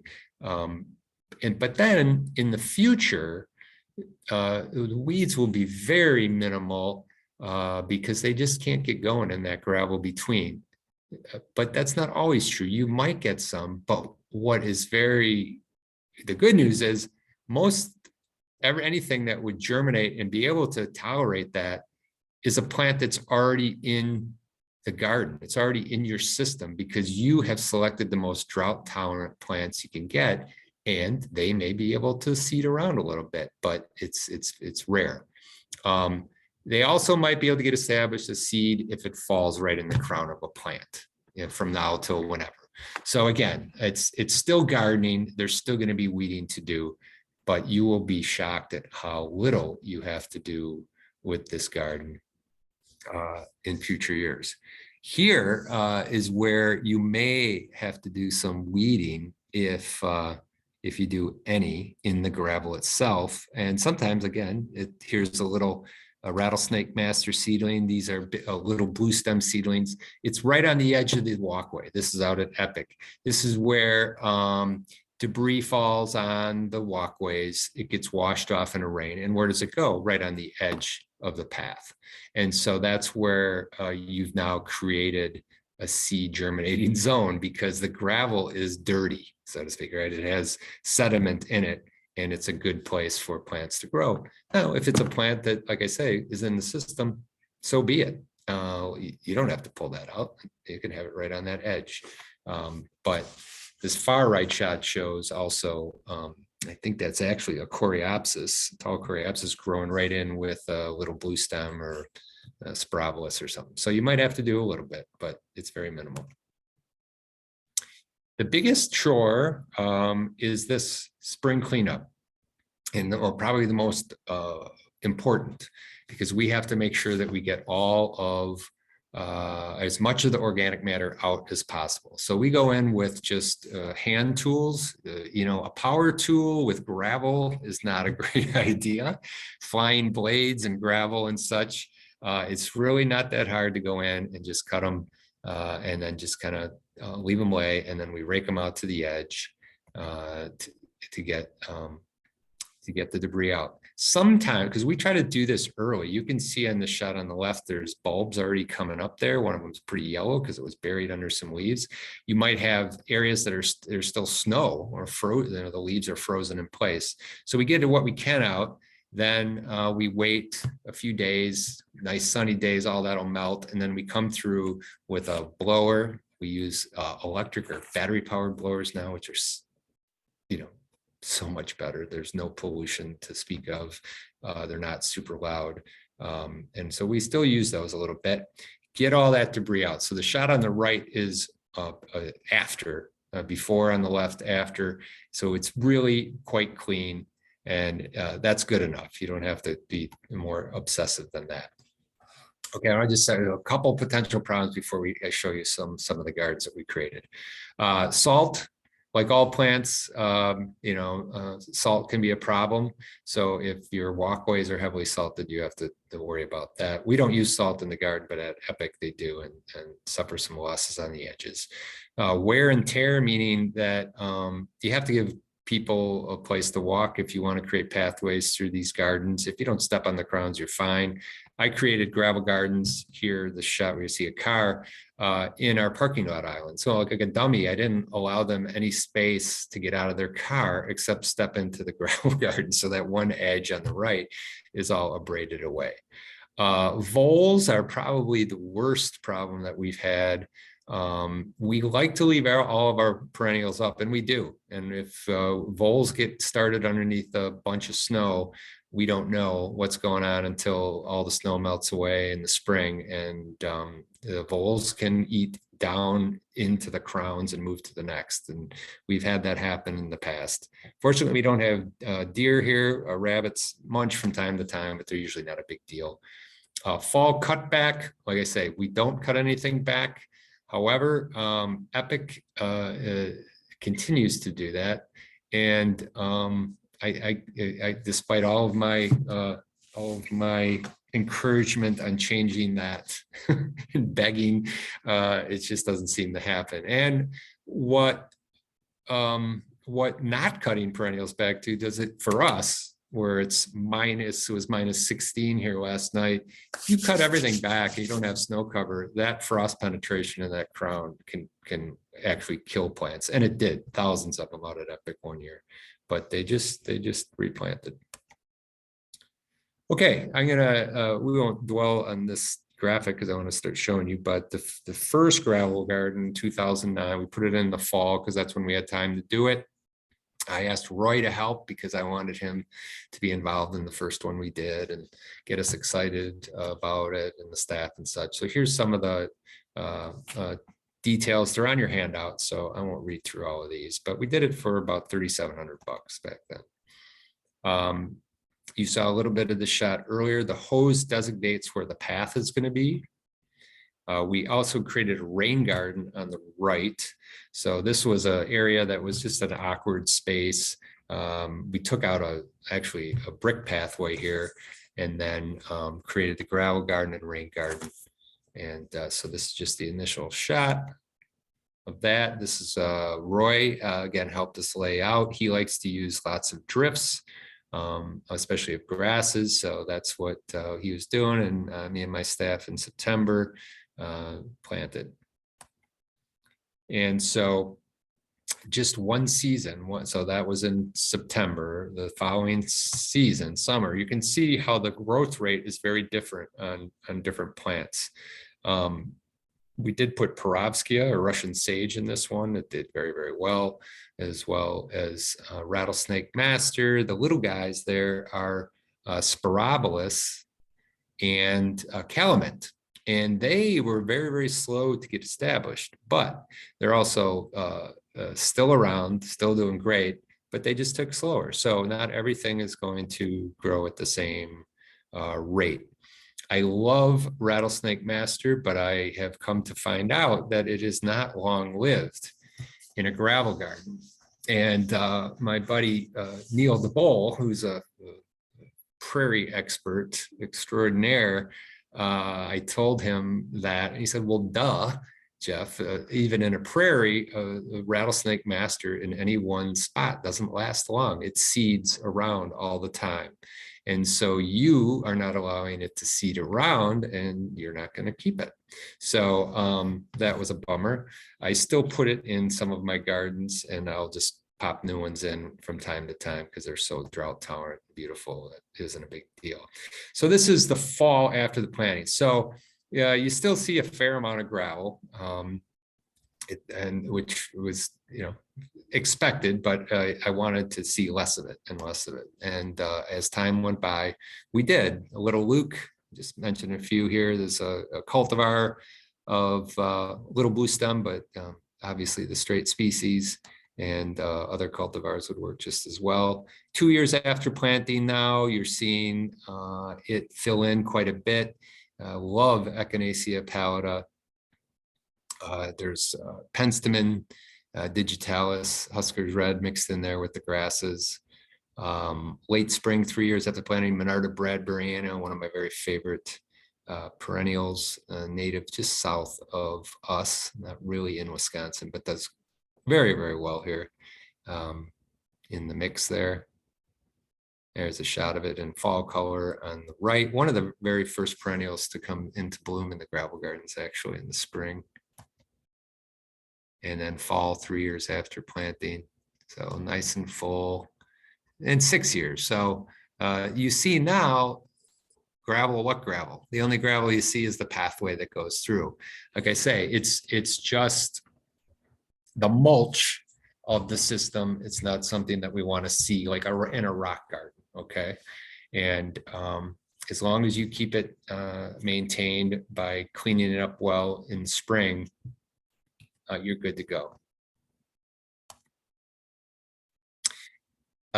German status, a non-native, but a prolific attractor of pollinators, is a plant that we actually couldn't grow in the rest of the garden. We tried many times to grow it in our normal beds, but we have very rich soils here. This was a marsh at one time.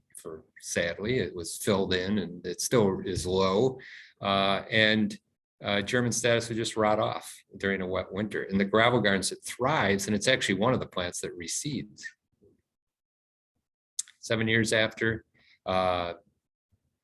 Allium angulosum, summer beauty there in full bloom. There's Echinacea Tennesseensis a little bit in there, again with Russian sage.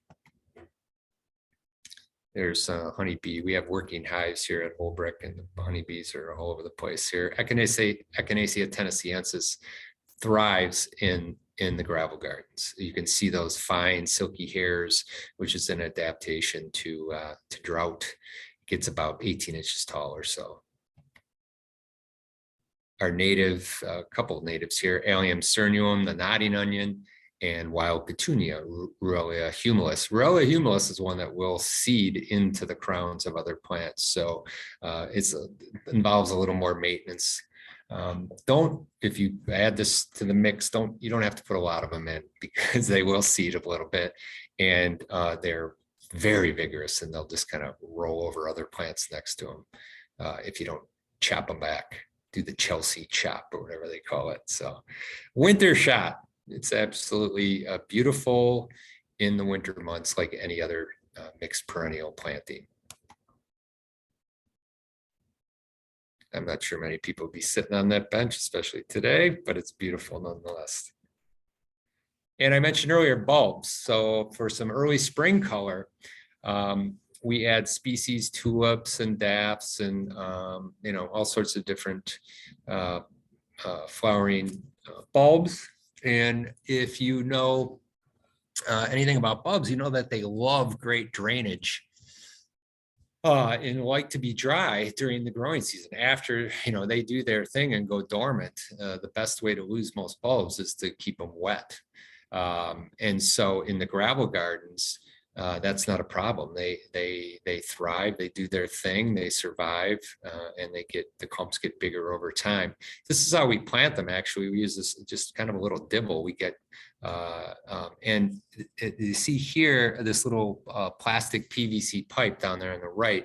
So what we do is sort of work that in to the soil line, and then we push the dibble through that PVC and then pull it out and drop the bulb in, and then just kind of walk away. And the soil and gravel will fill up over the top of the bulb, and they'll be just fine. So the other way is kind of really pull the gravel away far enough so you maintain the space, and then just barely get into that soil again with the dibble and push your bulb in, and then you can push the soil back around. So it's a little more work than it would be, no doubt, in another type of garden, but you'll be amply rewarded. Okay, then I wanted to say a little bit of our visitor center grow, and this one is about 4,500 square feet. This is right outside our doors where everybody comes into the garden. So this one around 16,000 or so in the beginning. This one we really wanted to get up and going quicker, so we did really, I would say, pour the water to it, but we were much more diligent about staying on top of water and to get these plants established. So this is just one summer in. So we planted it in 2014, I believe, and this is in 15 here. So you can see Digitalis Pocahontas here, one of my favorite plants, and of course, like Nadia is saying, we're trying to do more and more non-native, or actually more and more native. So, but there are some nativars we use, and again, just we're supplementing these over time with more and more natives. Coreopsis lanceolata, saying Coreopsis does quite well. It's a plant of dry habitats. Dianthus carthusianorum is this pink. Not sure what the common name is. I'm such a plant nerd. I don't always keep up with the common names, just the scientific. But what I like about this pink is it gets up to about 3 feet tall or so, super drought tolerant, and it does seed around. It'll seed in crowns of other plants. It'll seed actually, you know, in the gravel. Sometimes if we get a rainy spell, a rainy spring, it might get established a little bit. Super easy to get rid of if you want. But typically we don't. I like how vertical it is. It just seems to grow with other things. It doesn't shade anything out. It typically gets shaded out if it's trying to be too greedy and take up too much space among bigger plants. Echinacea Fireland here, Fjordland, is also one that you see in the system. Here's a close-up of Carthusianorum. And yeah, it's kind of a nice little, a lot of people use Verbena bonariensis as an annual, and it seeds around. This is sort of that way, but not nearly as aggressive. Here's another shot of the Echinacea. Why I wanted to show you that is that this is one of the perennials that won't last, which is interesting because you put this plant in a normal soil and it just gets bigger and bigger and bigger all the time. And sometimes I don't plant it in other garden soils because it is a maintenance problem over time, kind of taking over everything. But here, I think it lasts about 4 years. There may be a couple hanging around yet. The other plant that's fleeting is Echinacea Purpurea and all the various hybrids. They are actually woodland edge plants. They are not prairie plants. So they'll hang around for a while, but they typically, in a drouthy year, we might lose them. And that's okay, because by that time, all the other plants around them are doing well and fill in the space. And there's plenty of others to see.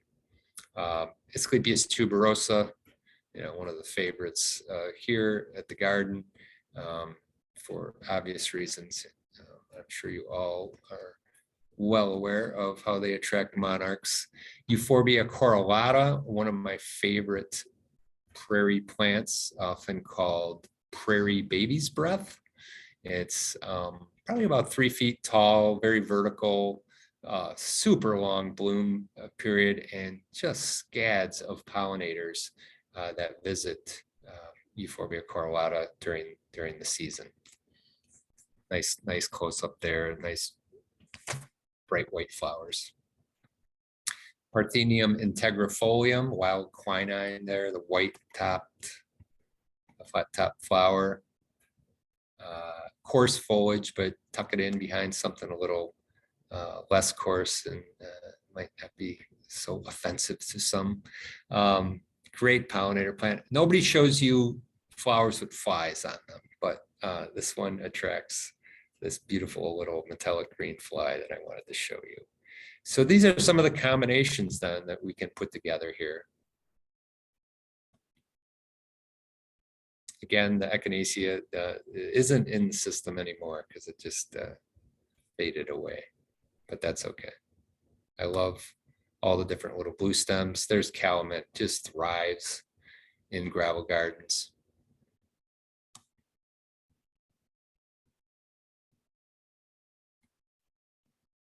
Cicellaria autumnalis, one of our non-natives that we use here and in just regular soils, very drought tolerant, about 18 inches tall in flower.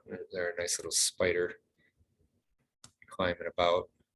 One of my favorite natives, lead plant, Amorpha canescens, there with Echinacea Tennesseensis on the left. Super drought tolerant. Baptusia leucantha, a little lighter. That's how I like to use this species in the gravellands, because you can grow other plants around it. It doesn't create ginormous shrub-like masses. But if you have the space, that's fantastic. We do some of that out in at Epping and at bigger gardens. The Epping gardens are about 3 acres in size. Dahlia purpurea, purple prairie clover. The tall coreopsis gets 7-8 feet. Goldfinches just feast on the seeds in the fall and early winter. Panicum virgatum, of course. Switchgrass grows quite well. Bouteloua, Blonde Ambition. Native, not in Wisconsin, but farther south. And I'm just going to show you some before and after. So this was a parking lot of our local pool that the city maintains. We're part of the city of Madison, so we sometimes get involved in projects, and this is one that they wanted me to come in. So we created gravel garden parking lot islands. And the crew was not excited about me coming in and telling them how to do, what to do in the beginning, but now they love it. They maintain them impeccably, and they're doing very, very well. And what a difference. And they get all sorts of compliments. So much so that the local water utility company contacted me this last winter and asked if we would help them with putting a gravel garden in an old abandoned leaky pool. So this is what we worked on this season, and there it is after planting. So I don't have any more full shots than that, but I thought it was kind of a nice way to reuse that fountain. Epic Systems, I mentioned. This place is, they're in the healthcare software, healthcare record maintenance. That's what they do. They're all over the world now. It was a company that was started in Madison in 1976, if I'm not mistaken, and it has grown leaps and bounds. It's a fantastic, fun place. I've been able to do all of the planting design there with 2 other landscape architects, so it's been fun. So we created a 3-acre gravel garden, and we wanted to do this because we didn't want turf. We wanted actually to do the whole space in gravel gardens, but we actually ended up having to settle for just 3 acres of it. But what is super cool is that this is above a 4,000 car parking garage. So this is really a green roof. And it makes perfect sense to have something drought tolerant on top of it. The small garden that I mentioned, Missy, one of our employees here, we just worked on this last spring. Just some quick shots. I know I'm getting towards the end here. So that's in August after the planting in May. So that'll only get better, utilizing a spot that was kind of hard to maintain. And then we'll end with this ramshackle of a place, which I call home. And I had a lawn, but it was a fescue and no mow or minimal mow lawn that, you know, I thought was kind of cool. I only mowed it a couple times a season. It got to the point I didn't have to even pull a weed in it. It was so thick. And then they decided to redo our street, and everything was destroyed. I had big equipment in my yard, a new sewer line coming into the house, just destroyed it. So that, all right, now it's time to put my money where my mouth is and create a gravel garden. My 2 twins came home from college in December, and I had a pile of gravel waiting for them in the front. So they helped me spread that. And just some parting shots then. This is a beautiful drone shot that Bob Stefko took for me this last season.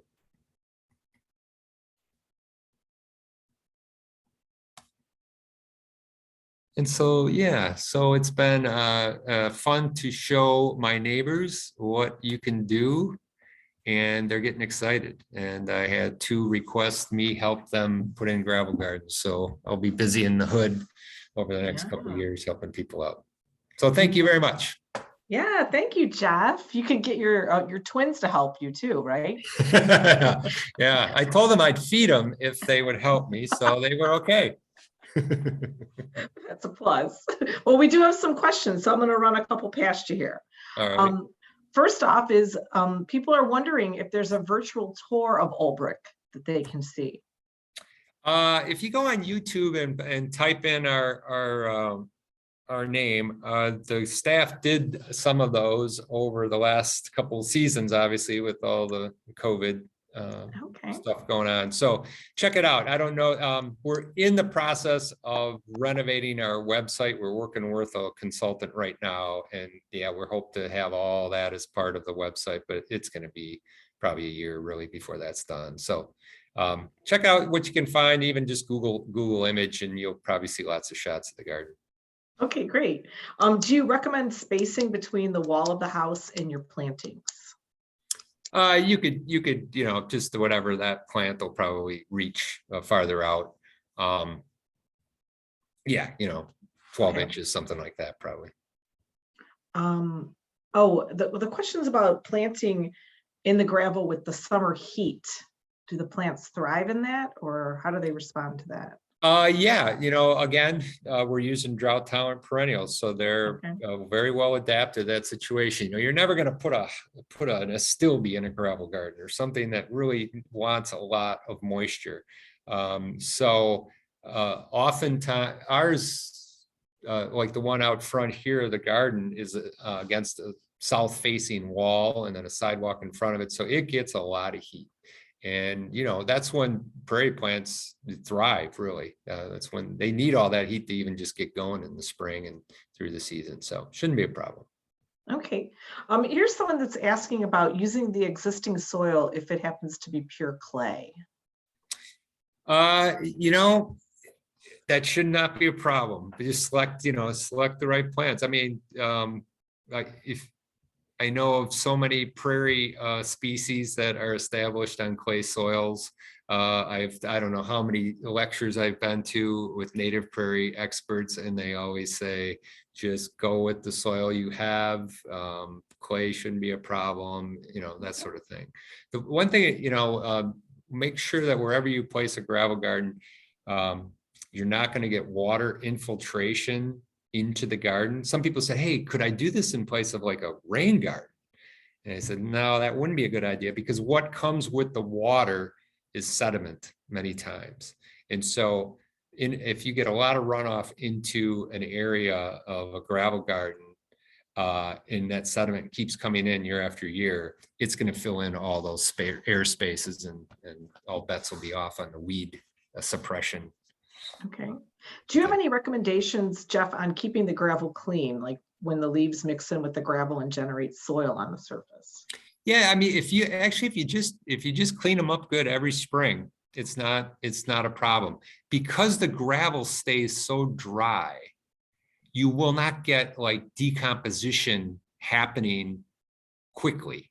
And so even if all that leaf sits there from one season to the following spring, it just comes right up. Because it doesn't break down. So, but you can't let it go for several seasons, then that won't work. Okay. And how about any tips for mole management? Voles. Moles, M. Wow. Voles. Yeah, that's not something I've dealt with, to be honest with you. I don't know that a vole would want to be crawling through a bunch of gravel. But it was voles. mole. Okay. Yeah, well, we call voles, VOLE. Okay. They can be a problem in any garden, right? I mean, if we had snow right away this year, which we love, but if we also worry because voles operate between the soil and the snow line, and they just create tunnels through it, and they can do the same thing in a gravel garden.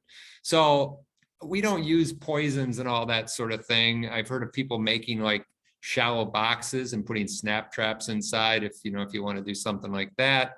Voles are not a native animal. The mice we have, they typically don't cause any damage. They just eat all the good stuff that the plants provide. So I don't have a soft spot for voles, but I do for owls and hawks and all those things that eat them. So like I say, we never use poisons here at the garden or at home either. Okay. One last question. What about fertilization? What's the process for fertilization? We don't fertilize at all. These plants are sort of growing lean and mean, and that's not a bad thing. Because we don't want to have to divide anything. And that was one of the questions I had for Cassie. And I said, in typical perennial gardening, what do gardeners always say? Oh, you have to divide it every 3 years, every 5 years, or whatever. He's had gravel gardens in existence for over 20 years and has never had to worry about that. The plants just, it's better if they grow sort of lean and mean on what they get, rather than flushing tons of growth with too much nitrogen, which then, of course, often, as we know, it leads to disease problems, often leads to insect problems, all those things. So plants are pretty tough, and when they can send root systems down to the depths that Nadia was showing us earlier, they got plenty to keep them happy. Well, Jeff, thank you so much. We're going to transition to Kevin O'Brien for the next talk. We'll probably take a little 1-2 minute break while we transition here. Fantastic. Thanks. I look forward to hearing Michael. Thanks.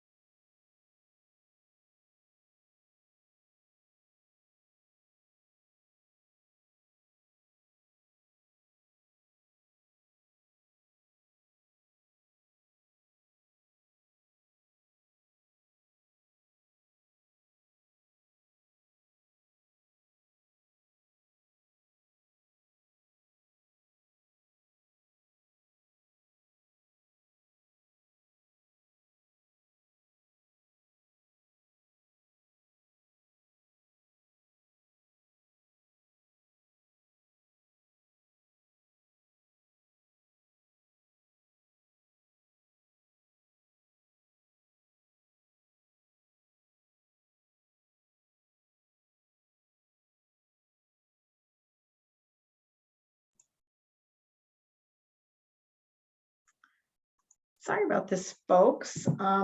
Kevin, are you in the room? If you are, can you raise your hand?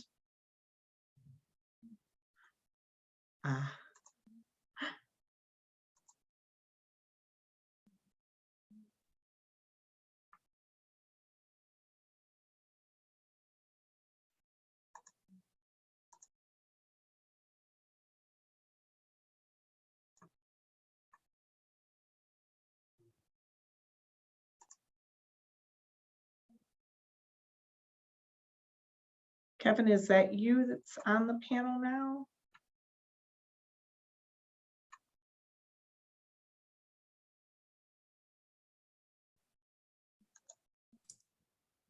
Can you hear me? Yes. Okay. It's very hard to find you because your name wasn't Kevin. Okay. Thank you. Okay, well, let me stop sharing my screen and you should be able to share your screen now, Kevin. Okay. Welcome. Everyone, this is Kevin O'Brien. He's the principal at Lifestyle Landscaping in North Ridgeville, Ohio, which is a suburb of Cleveland, Ohio. He's going to be presenting today on the challenges the subdivision landscape, challenging the subdivision landscape norm, designed for beauty and biodiversity with native plants. Welcome, Kevin. Thank you, Renee. How's my screen looking? You haven't shared it yet. Okay. Yep. That's not good.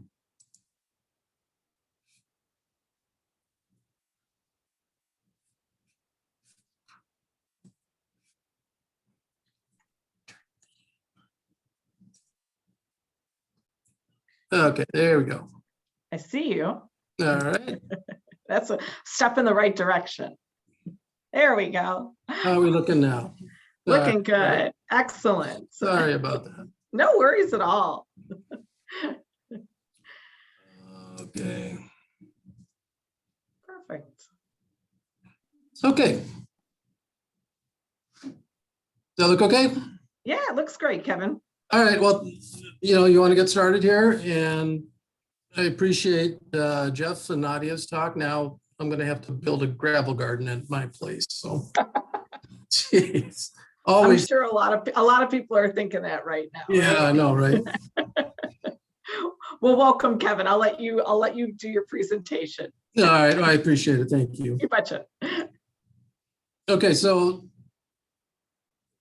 I'm gonna take you on a journey, how my property has gone from a traditional landscape into something that is slowly but surely getting planted with natives, and we're swapping out plants as areas become available. So anyway, when we bought the house 20 plus years ago, typical subdivision and on a cul-de-sac, and it was the first primary view of the house was this from the street, and from a design standpoint, we had to correct that a little bit. So I wanted to draw attention more to the front door. So from the primary sight line, the design for the property had the design axis was at an angle. So the lawn panel, the sweeping boxwood hedge, the lines of the sidewalk, in my mind's eye, was looking to turn the house visually to be squared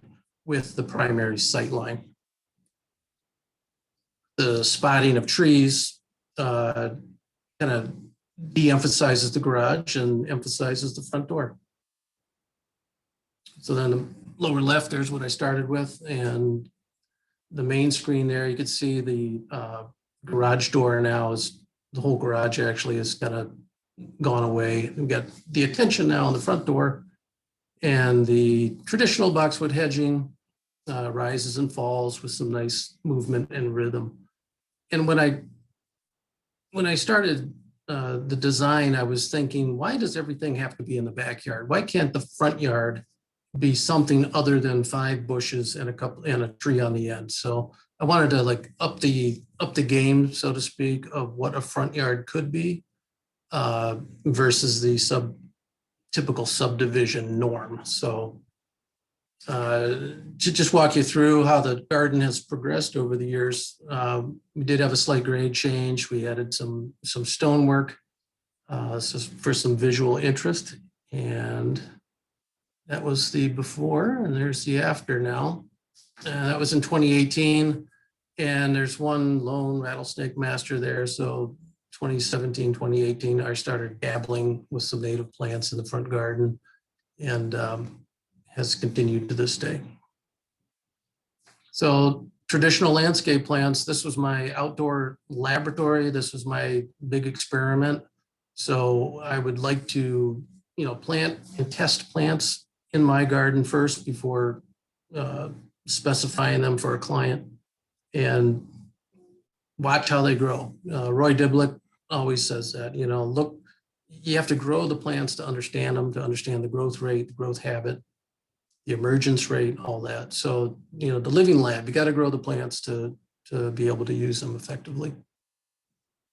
2015, some things were starting to fall together. And at the top of the screen is my HOA presidente, who once or twice a year walks around the neighborhood with a clipboard and stands on that front sidewalk, noting whatever violations might be happening in the neighborhood. So as you can see from just the view across the street, there's not a whole lot going on in this neighborhood other than a lot of turf grass.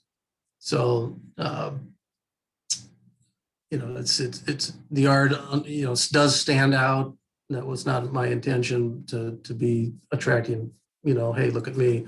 But it was just kind of like I wanted to see what kind of potential the front yard could have. Over the years, I have to admit, I think every perennial plant of the year, any new cultivar, just about anything our growers, hey, got a new plant here for you to try, ended up being tested in the yard. This is 2008, and that's looks quite a bit different today. So it's a lot calmer. It's not as noisy.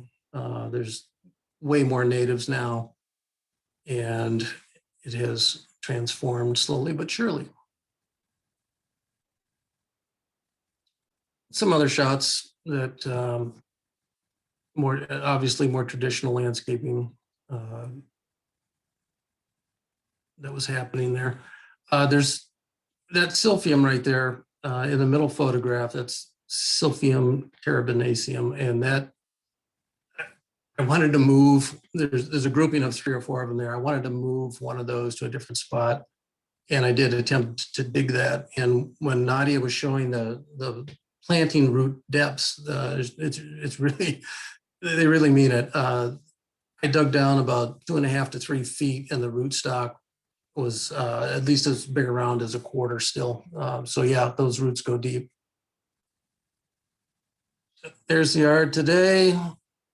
And over the years, it's gotten all sorts of landscaping awards. It's appeared in all sorts of magazines and stuff. And I thought I was good. You know, it's like, all right, now we can just let it be and move along. And back in 2018 is when I was fortunate enough to hear Claudia West talk at a conference, and her and Thomas Rainers wrote a book called Planting in the Postmodern World. But that whole concept of not planting plants just for their aesthetic value, but actually creating compositions, layered compositions, ground playing, layering those plants to have a sustaining, self-sustaining type of system. Larry Weiner, same thing, Garden Revolution, fabulous book. He's been doing this for over 30 years. He was one of the early pioneers. And of course, Roy Diblick with the no maintenance perennial garden and its combinations. And if people are not aware, Roy does have a pretty fabulous YouTube channel, and he's got at least 50 or 60 videos on there now. So it might be worth tuning in for that. So after being exposed to those books and kind of questioning my own garden, it's like, wait a minute, you know, all these plants are here for visual or aesthetic purposes, and what other species are being helped? What other species are being supported? And it got me really thinking and kind of upended my, I would call it a traditional landscape view. And it's like, you know what? I want to see some of these types of plantings that these guys are talking about. So fortunately, around my house, there's quite a few. Edison Woods Prairie. When I first saw this, it's a old farm field that's been seeded. It's at least 50 acres. I couldn't help but think back when in the late 1800s, William Cullen Bryant wrote a poem. And as I was looking out, the lines of the poem came to me, and it's like, you know, man hath no power in all this glorious work. The hand that built the firmament hath heaved and smoothed these verdant swells, and sown their slopes with herbage, planted them with island groves, and hedged them round with forest. Fitting floor for this magnificent temple of the sky, with flowers whose glory and whose multitude rival the constellations. So I thought it was a pretty neat line. Temple of the sky. So anyway, Oberlin Preserve, which is just south of me. That's a relatively new property that just opened up for the public, and I enjoyed walking through that. I was fortunate enough also to have John Blakemore from Ohio Prairie Association is working on restoring 1,000 acres on the Plum Brook facility, and he gave us kind of a restricted access tour of the Plum Brook facility, which was awesome. John's a walking encyclopedia, and the Ohio Prairie Association website is also loaded with information for people who want further reading on it. The Dahmer Oak Savannah, it was just a wonderful place. Century-old oak trees, a former goat pasture. This just a wonderful experience. You just feel so small when you're walking through this former place. Just look at that. Those oak trees are just fantastic. Bigelow Pioneer Cemetery, which is west of Columbus, small 1.5 acre remnant of what was once there. I was astounded at the plant density. The Smith Pioneer Cemetery is just a few miles away.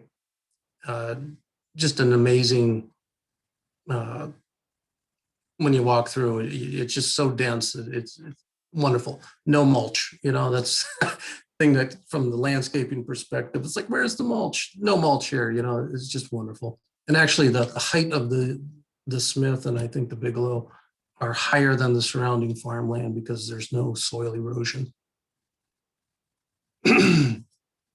This led me to start thinking about what did the early landscape architects, what were they thinking? How were they going about the planning and execution of landscapes? And there's some real zingers in both of these books. Fairy Spirit and Landscape Gardening by Wilhelm Miller and Siftings by Jens Jensen. I'll be quoting a few things from that, but just that historical perspective of what these guys were thinking. And even 80 years ago, they were kind of spot on talking about how outrageous cultivars are, why import plants from foreign shores if we have all these beautiful native plants here. I was also fortunate to be able to go down to Guy Denny's prairie in Knox County, and Guy is the president of the Ohio Natural Areas and Preserves Association, and pretty much every year they do a tour of his 30-acre restoration, and I think he's collected seeds from all over the state to seed this meadow. And Guy is certainly a walking encyclopedia. Just look at the height of that tall grass. Just vegetation is so dense. It was just really a fun experience to walk through that. Guy also wrote a book called The Prairie Peninsula.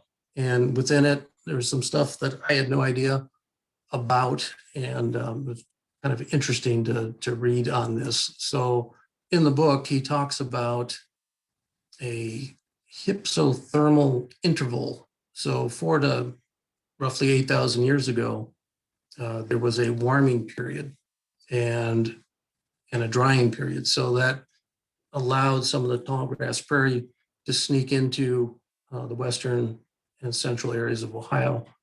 And I never knew, it's just like, I didn't know, we had tall grass prairie in the state of Ohio, and sure enough. So this was kind of a revelation for me, and it's like, awesome. So, knowing that there was remnant prairie or portions of prairie here, pre-settlement, that was pretty cool. And I think it's pretty well agreed upon now that as the moisture and temperatures dropped, that the Native Americans burned those prairie areas to keep them prairie. I think John did a pretty good write-up on that on the Ohio Prairie Association website. So just for everyone's reference, up here, the Oberlin Preserve is right in the middle of Lorain County. My house is a little bit to the upper northwest of that. The Plumbrook facility is right here at number 4. This is the old Firelands Prairie. The Dahmer Oaks Savannah is right here at number 5. And the Bigelow and Smith cemeteries are in the Darby Plains, right here at number 6. And this is a map of the major prairie areas pre-settlement in Ohio. And I think it's an interesting note that there are no prairies in Ohio that occur on unglaciated ground. So all this up here in the kind of a diagonal line across the state, glaciation has really just created all sorts of swamps and fens and sandy soils and gravelly soils. And a lot of our native plants are adapted to fit in all those different environments. Others have mentioned this, when we're looking at selecting plants for our gardens, not to garden by hardiness zones, but take a look at the ecoregion, EPA.gov and bplant.org. You can find some more information on it. But notice how the ecoregion closely kind of overlays with the glaciation. So each of those little zones there are distinct assemblages of plant communities that we should be probably paying attention to when we garden. So, the thing about the hardiness zone is that, what benefit does a plant who might be a zone 5 plant in Japan have anything to do with supporting local species? It doesn't. So this is really not helpful in the overall establishment of native plants in the garden. So let me take a sip of water here. So how do we go about it? And I'll just let you know what some of the steps I did. The first thing, and probably the easiest, and this is for, I've never dealt with this before. I'm learning as I go. This is year 4 for me. And so I started with simple substitution. So in my garden, I was, it's like, okay, what can I substitute here with a native plant? I wanted to see how, try it out, see how it worked. The Siberian iris, which is, non-native iris, was swapped out with something with a similar form. Rattlesnake master. Jeff mentioned that that's a short-lived plant. That particular one's been there almost 5 years now. Clump gets bigger, seems to be holding together. The difference between the two, though, is obviously the flower color, but the Rattlesnake Master has way more bugs on it. Here's another example of simple substitution. So we have, this is a project we did, and I used autumn fern on it. And after planting, they did fine, but it was the following year that they did not overwinter well, and they were barely half the plant they were a year prior. So we swapped them out with a lady fern, and it's been much, much better. I think it's important too that we didn't, not everything in this landscape is native. The Astilbe here are doing just fine. The homeowner loves them. And, to quote Doug Tallamy on this, it's not the presence of non-native plants that's the issue. It's the lack of native plants. So I kind of had that running in the back of my mind here over the last couple of years. Different view of this water feature, and I just wanted to share, that low-growing ground cover is a barren strawberry. There's a couple of lady ferns dotted in. A friend of mine, David Slauson, up in Seven Hills, Ohio, taught me this trick where you have these large stones in the foreground. It really does create a sense of depth. And, in your mind's eye, you think that the stones in the background are of similar size to the stone in the foreground. So I just thought I'd share that. Another simple substitution here, rupture wort, low-growing, mossy ground cover. The foliage is so thin that the weeds come in, and the constant weed battle. I got tired of weeding it, and I decided to do something else about it. So it's like, okay, what native plant can I put in place of this that would still kind of have the same design feeling, the design intent that I had in my mind's eye. So that plant was ripped out. I did let this, once that hernaria was taken out, I did let this sit fallow for a while. And it was just amazing how many weeds came up. So I sprayed this with Roundup twice just to kind of help exhaust the seed bank, and then plugged the spirabolus on 12 to 14 inch centers. So right side picture there, you kind of get a sense of what a quote unquote plug is, and the depth of it. So that deep 4-inch root mass establishes the plant quickly. This is also, a lot of these plants are only available in a flat. So massing them together, simple substitution, where you would typically use some other ground cover, is a great way. You know, when you buy that flat, you can use every single plant of it. By April of the 3rd year, those little tussocks, this is early spring, and you know, look how big they got. Ultimately, though, you don't want a kind of a monoculture of one species. So if you can start, you know, let it go, put your mass of grasses in, and then you can always add to it. So here, because my wife loves them, we did some giant allium in the gaps between. There's the spent seed heads. This is June now. Look how dense that vegetation is. Really cutting the foot candles of light down to the soil.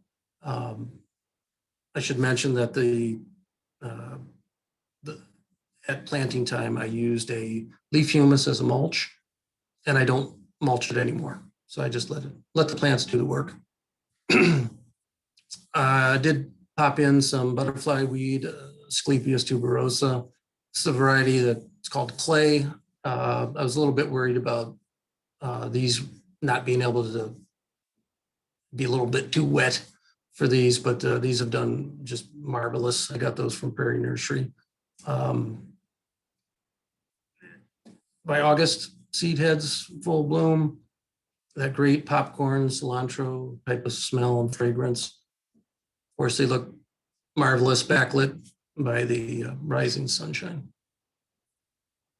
So here's what, you know, from the aerial view here, you can see the individual clumps of the grass. The gaps in between is where you want to pop in your forbs. You can see the allium to the left there, and then the Asclepias coming up here on the right. Any weeds that are in this planting usually happen in these little gaps. So if you can fill the gap with another plant that is complementary to the prairie drop seed, the Asclepias is deep rooted, it's tap rooted, and the bulb doesn't compete with the grass. So this kind of makes a nice little dependable combination.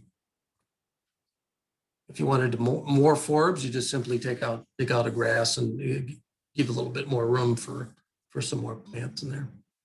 Substitution to that milkweed might be purple prairie clover, or as a spring bulb, the wild hyacinth, which I've kind of grown quite fond of. I got some in the backyard.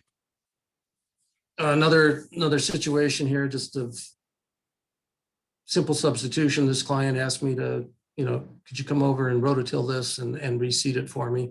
I said, let me guess, you've been doing this every year. And he's like, yeah, how'd you know?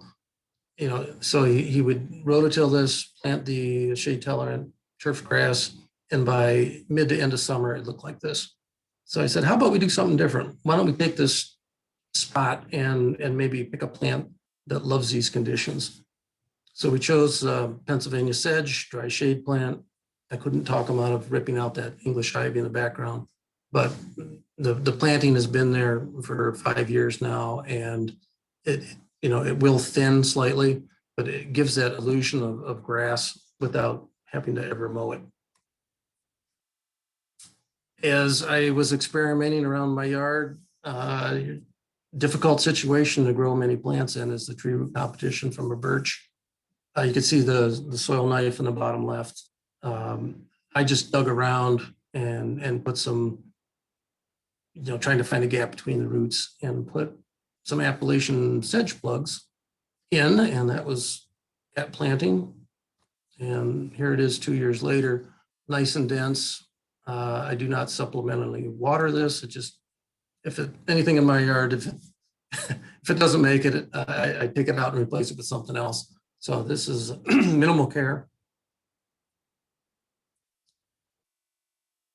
Another sedge that might work there is ivory sedge, a little bit shorter, just as dense though. I'm not a purist. The hostas are still doing a nice job. I love the texture change, so I left them. At some point, they might get replaced. And just for continuity and repetition, I bounced some of the sedge across the yard underneath this Japanese maple and some paniculata hydrangea over there in the corner. In the book Siftings by Jens Jensen, he had a kind of a funny quote. There's a remarkable nobility in rocks, weather beaten and worn by water of past ages. Rocks, like trees, have character all their own, and this character is emphasized when the rock is rightly placed. One should keep in mind that the rock has a story to tell, and it should not be vulgarized by a conglomeration of unfitting plants. Well, Jens, I planted some Pennsylvania sedge there, so hopefully you feel that's a fitting combination. But again, this is maybe a historically, going back to the landscaping perspective, maybe this would have been Pachysandra, but instead of that, now we're using a native plant. Okay, the next one is planting pockets. So we saw how just as a way to start and start to become familiar with some of these plants, simply substituting some plants in and around the yard, replacing plants that aren't performing well, and picking a native to try. And that way you're not creating a huge prairie or something. You're just working it on a micro scale and getting familiar with some of the plants, taking advantage of if you wanted to mass some together, taking advantage of a flat of plants, if you had to do a mail order. So after doing that for a while, I jumped into the planting pocket where we're talking about a little bit larger of an area where we're not using a single species. We're trying to make a combination of plants. And within my neighborhood and some of our clients' neighborhoods, the aesthetic for beautiful turf grass, trimmed hedges, barberry and yellow mop cypress is the norm. It gets like, how do you combine a native plant with a traditional landscape? So we're trying to bridge the gap between all native and strictly all non-native. So one way to do that is to create these little planting pockets by deliberately arranging some of the plants so you can have some open areas that you can start experimenting with. So in the graphic right there, let's assume that that's a boxwood hedge. The area in front of it can be more lower planting, lower height plants. Behind it, maybe something taller. That way, from the neighbor's view, maybe some of the legginess of a taller perennial is hidden by the boxwood hedge, and you have some well-behaved lower plants in the foreground. That way, nobody complains, nobody calls the weed police on you, and it's just concept I think would work to help us from where we're at now into the future. How can we bridge the gap and get some stuff moving for yourself or for your customers? There's a beautiful house where, not necessarily a planting pocket per se, but I wanted to highlight the structural elements that are in place here. So we have a boxwood cloud, various sized boxwood kind of cascading beautifully down that stonework. And then in the gaps or in the pocket in front of it is where we place the native plants. And I think that contrast between the trimmed and the natural is kind of nice. And it gives some structure to the planting. Without it, this is kind of what it looks like. It doesn't look intentional.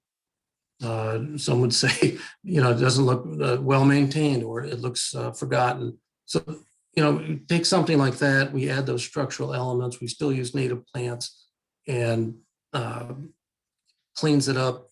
It really does have a great appeal now. We can see the beautiful stonework on the house without hiding it.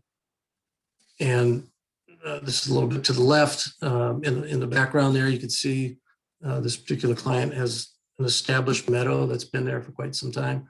So we're kind of echoing that into the garden with some native, some non-native species that are much lower, to kind of repeat that natural meadow feel kind of flows right into the front yard. But it's the, I think the evergreen structural elements that are still there that might help. This is not in a traditional neighborhood, but that same concept in a traditional neighborhood might be a nice way to keep the complaints about a weedy looking landscape at bay. The rest of it was planted this last fall, so I'm really looking forward to this kind of growing together and flowering. Another way to create a planting pocket is simply just take a traditional hedge and push and pull it a little bit. So by pushing and pulling, you create a little planting pocket. And in my own yard, depending on the bed line that's at the top here, that lawn panel that runs through the top, all sorts of planting opportunities, some big, some small, but just by taking that little move on the hedge there, you create that little sense of enframement, it holds the planting together. And there's what it looked like right after the evergreen hedge was planted. And there's the after. You could see that we have, taller stuff on the backside. We have much shorter stuff on the public sidewalk side. Another way to kind of keep the HOA police at bay is not to plant big, large growing species next to a sidewalk where there's potential to flop over and cause pedestrian issues. So you can see the Sprobolus in the background. This is hardy geranium, still providing some ground cover services for me. A couple of cone flowers in the back. Anyway, that just what I wanted to show, just that we don't have a huge tripping hazard here. We don't have anything flopping over the sidewalk. Even from the commercial side, you could have planting pockets with, it doesn't have to be a curving hedge. It could be boxwood like this. This is a pro bono project we did for a local food bank. And when you come into the parking lot, that nice Japanese white pine together there kind of stop the eye and turn it towards the front door of the building. And again, just did simple combination of Sporobolus and the butterfly milkweed. A couple of years ago, we had a really hard winter, and there's a couple of Jedi viburnum right there at the top here that got basically killed to the ground. So I took them out, and that little pocket right there, it's like, okay, I'm going to start playing around with my own plant community and see what happens. So I did some shopping and got some perennial forbs and sedges and put them together into this scenario here. And I guess I was trying to mimic what I saw on the prairie tours that I did, layering of plants, the density of plants. From the neighborhood aesthetic standpoint, I did pay attention to ramping the plant heights up to the center. There's a shot of the density of the plant material. No weeds in this.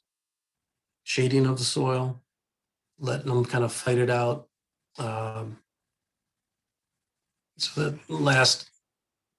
that ramping up from bed line to the middle of the border and from driveway going up the other side, just to keep people from complaining that it looked like a kind of a unkept weedy mess. One thing I did learn though was the Baptisia and other large growing plants like Monarda and ironweed and so forth, they really do shade things on the north side of it. So you got to really pay attention to what grows underneath these things. Here, I use barren strawberry, and look how quickly from early spring to early summer, you go from full sun to full shade. So if we had a full sun plant underneath the Baptisia here, it's going to be shaded out. So at the beginning of the process, you know, you can anticipate that and maybe be thinking about, you know, what is going to survive underneath this canopy that could still occupy the ground plane so I don't have weeds. Just a quick example, this is the barren strawberry again, but you can see it's actively growing in flower and the sporobolus has not even broken dormancy yet. But by June, the ground cover goes back into the background, the grasses take center stage. There is a shade line, there's an amelanchier right to the left here, so there is a pretty hard shade line right at the edge of that hosta that allows this kind of unconventional combination of plants to exist right there. The last, so I kind of took what I learned in the planting pocket, and it's like, you know what, I want to do something a little bit bigger. This isn't cutting it. So I kind of took the leap of doing something larger. So I said, you know, let's do a prairie, let's do a meadow, let's try it. And again, this is my living laboratory, so I'm not afraid to just go for it. If it's a failure, I'll change it. I'm not worried about that. But I did pick an area of the yard that was kind of useless. And when you look around the neighborhood, look at all that turf grass. You know, very little plantings anywhere. I had a little bit of hell to pay for here in a second. So I took the portion of the yard that was the least usable. So we had a 2.5 foot grade change from the house to the catch basin that's here at the back. The advantage to the planting schematic is that now I have this beautiful moisture gradient I could take advantage of. So from the top, I could, you know, try some dry species that like drier soil. We got some mesic conditions here in the middle, and then we have wet at the bottom. So that really does increase the amount of diversity that you can put in a smaller space by just simply having that slope that is there. And that's what it looked like after this is the second year. Lessons I learned on the front about the shading. So this is to the left is kind of the north side, but I use the golden ragwort, kind of knits together at the bottom, survives in the shade, likes the moisture at the bottom here, and survives in the taller foliage of the bigger plants like this Culver's root and Joe Pye weed. When I was laying this out, I just took a garden hose like most people and just kind of fold with it a little bit till I was happy with the shape. And when I was looking at it, it's like, oh man, this is going to be way too big. This is too much. You know, this is an experiment. I don't want to, you know, commit to this. And then I thought of Wilhelm Miller's in his book, The Very Spirit of Landscape Gardening. He had a quote in there. He said, "Put your trust in the prairie. The danger of overdoing her type of beauty is very remote." So I just said, the heck with it. I'll just go with it. So roughly there's the dimensions of it, about 900 to 1,000 square feet. One thing I will mention though is about the edge. You've got to have, this is something I learned from Larry Weiner. He was at a conference in Cleveland 30 years ago, and this kind of stuck in my brain ever since I heard him tell me this. The native planting needs some type of edge, so it looks intentional. In this case, I'm showing boxwood hedge as a, you know, the intentional edge, so to speak, so that you can see how small the plants are. But as we all know, the plants get somewhat messy looking, and with that boxwood border on it, those neighbors that live across the street, this is a typical subdivision, no complaints.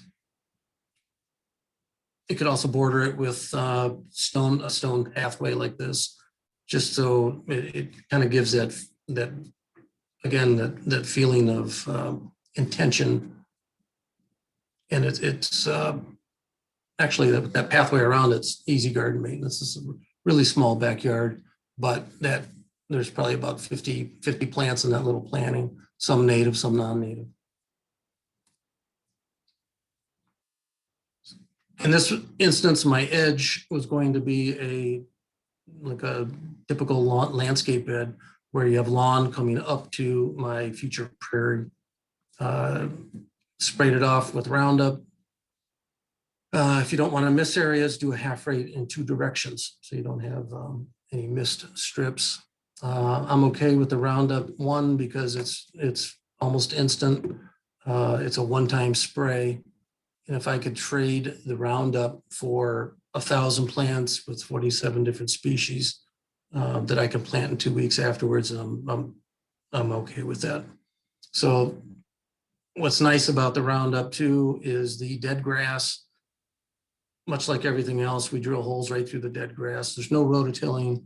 We're working with existing soil, and that dead grass acts as a mulch. It will last about a year. And in the first season of this prairie, I think I had maybe a half a bucket full of weeds. So really critical to establish these smaller plants without any competition. And they really take off. Yeah, so that's your mulch. Just a beautiful, convenient way to do it. I did mulch with grass clippings because they're free. So every time I mow the grass, I just go ahead and spread them on a garden. I did put a pathway through it. I really like the yin and yang of the path. It allows you to be totally immersed in the plantings, to experience all the, actually all the insect activities. And on the curve of the pathways, you can have focal points. If you want to put a birdhouse or maybe a silphium or a rattlesnake master, some other plant that you want to call attention to. In the back prairie, I tried to keep overall height of the plantings to about 4 feet. Some went well beyond that, to my surprise. I do have some taller plants that I kept towards the back edges and along the fence line. I think it's important too that there's some legibility to the planting. If everything is 6 to 8 feet, like you saw in the Guy Denny photograph, how tall those grasses were, I think the neighbors would have something to say about it. But you know, trying to keep the species height lower helps with the acceptance of people who really want to see nothing but turf grass in their backyard. What I forgot to mention too is after I sprayed the prairie area off, almost every neighbor came over and said, "What the hell are you doing? What did you do to that beautiful lawn?" And I'm like, well, just stand by and wait. So anyway, there was curiosity at the beginning, and I just simply told them I was going to do a native planting. Here's June of the first year. So the plants established rather rapidly. Some of the plants in the front yard I divided and or moved to the back. There's August of the first year. Things are really starting to come together. This particular photo, I think Benjamin Vogt is going to put in his new book called Prairie Up. It's scheduled to be released, I think, the fall of this year. Anyway, in that book, it's just kind of a step-by-step planning process that he uses to establish prairie. So I'm looking forward to reading that one later on in the fall. And there we go. I did just kind of let it die down, enjoy the fall colors, let the seeds stand for the birds. And the spring of the second year, this is a pretty early March. This is what it looked like. Once the snow cleared and the ground was still kind of hard before our spring rains, I did mow this. It's the first year, so there's no hollow stems that were existing. The second year, yes. First year, no. So mowed this down and you leave the debris. So I just used a regular lawnmower. The grassy-like plants here are Carex brevior or shortbeak sedge. It's nice, it mows easily. I did install also some Eastern red cedar with the intention of taking these white pines out here in the back. The pine shoot borer keeps killing the tops on them, and one of them was struggling. So I took them out, and that's another 400 feet of prairie I could plant. The intention being on those 2 evergreens. The new evergreens was from the house to block that. That's my neighbor's shed back there. Early spring of the second year, you can see how quickly, this is one of the advantages of using sedge in the meadow, is that they emerge quickly out of the ground and do cover the soil quickly. You can see your other early spring emergent plants, the golden Alexander, which is the yellow nodding onion here on the left-hand side. I think I tried a few Amsonia that are in there, and there's some penstemon popping up. Week or two later, boom, you could see in the back, the columbine is in full bloom. Amsonia is going strong, golden Alexanders. Looking good. So kind of amazing to me. So spring of 2020 to the midsummer of 2021, how much that has grown and how quickly it's grown. And I was astonished also by just how many planted, and they will come, and they weren't really kidding.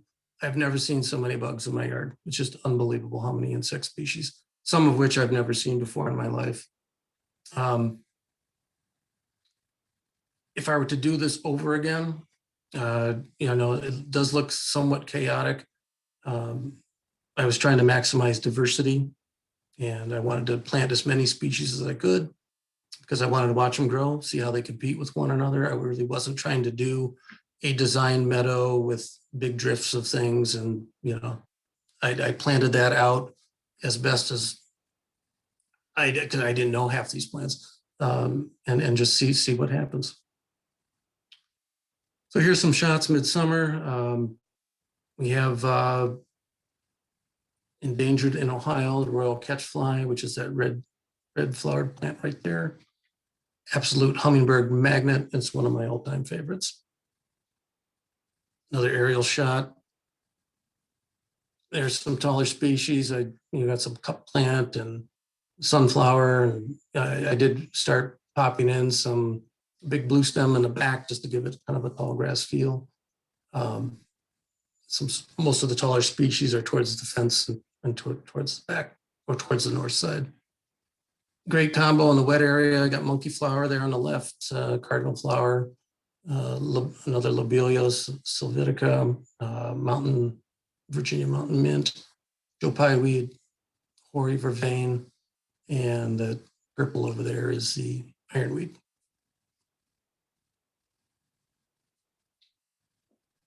Compass plant, kind of cool.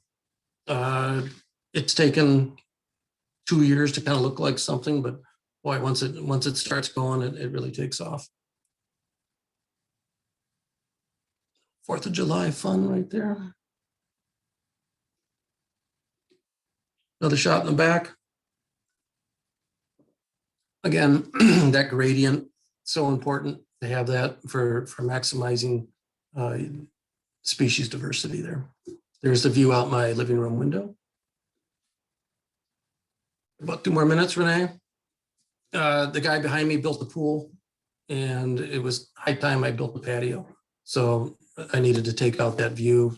So we put in a patio, and of course, block the neighbor. For scale, that's a 4-foot circle. And I was a little bit more deliberate on the planting combinations here. Actually paying more attention to how Roy Diblick and Austin Eichscheid lay out plants in some of the Pete Aldolf gardens. So I was a little bit more structured with the planting style. Sprabolus and Amsonia, and just being more deliberate, putting mounding plants, grouping those together and putting them next to other mounding plants, having more vertical plants jump through the grasses. There's a new area right there, about the same size as the old one. I did return some of the middle portion to grass, so the entire yard wasn't prairie. Ramped up the plantings. Some new species to me in the foreground. I'm going to do some prairie smoke, but that gradation in height from one side to the other makes that little grass panel in the middle kind of go away. And it'll look from the patio, it'll look like one continuous planting. And there it is in the winter. One last thought here. I like to call it Prairie Theater.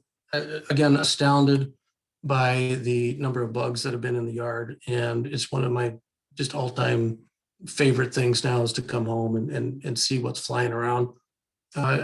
Just as a design aside here, that, you know, maybe some of our patio shapes and stuff need to be rethought. I like to think that the more complex, busy planning of a prairie contrasts very nicely with the smooth, bold patio shapes. And the one on the right certainly gives you some opportunity to completely immerse yourself in the prairie theater, so to speak. So hummingbirds, amazing. I got a pair that visit. They've been coming back every year now. Just fantastic to come home and see that. I would rather look at that than a water feature. You know, the bumblebee activity has just been amazing. That is nodding onion, which is a fantastic plant. Constant activity on that one. And for the first time in many years, the monarch butterfly has just been a constant, especially during migration times. But man, it's just fun to see those. And of course, it's always fun to take slow motion videos of the plants. But the other, this is in about 1 year. Everything from skippers to tussock moths to grasshoppers, bumblebees to wasps. Some of these beyond the butterfly, some of the bee and wasp species I'm still trying to work on identifying, but hummingbird moths, swallowtails, red admirals, thread-waisted wasps, just amazing, the diversity. So I would encourage anyone to start small, start with simple substitutions, work up from there, get familiar with some of the plants, and then try your hand at a small planting pocket, and then maybe take the leap and try a much larger prairie planting. So again, get to know the plants, watch how they grow, plant densely, keep the weeds at bay in that first year, 12 to 14-inch centers, no gaps. And really do some research and pick plants that are going to grow naturally in the same site conditions that you have in your own garden. Combine those plants with complementary characteristics, mounding plants next to mounding plants, or tap-rooted next to fibrous.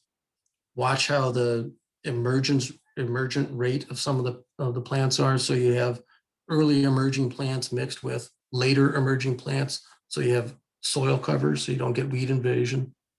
Don't bother amending the soil. The less disturbance, the better. And really just skip the mulch unless you're going to do like some free grass clippings or leaf humus. In residential situations, I haven't had any complaints yet, but trying to keep those planting heights low, keep that intentional edge so people know it's deliberate. Certainly use the diversity of plants. So you have something in bloom all season long. So you have nectar sources and pollen sources throughout the summer. And just from a standpoint of what to pick first, because a lot of times availability is an issue, use plants native to Ohio, locally, ideally from a local genotype. And I know Gail Martin down in Natives in Harmony has hand-collected seed too that is native to Ohio, so it's not from another state. Pick plants native to the Midwest, then cultivars and native plants. And then again, if you have to leave some of the garden standing with hollow stems, mow it down in early spring, and leave the mulch. Don't collect the mulch. So that's it.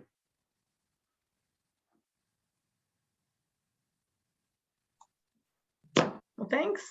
Thank you so much, Kevin. You can imagine we got a couple questions here, so Okay. we're gonna squeeze them in here. First off, about the HOA, there's a curiosity if you're actually on the board of your neighborhood HOA. No, I am not.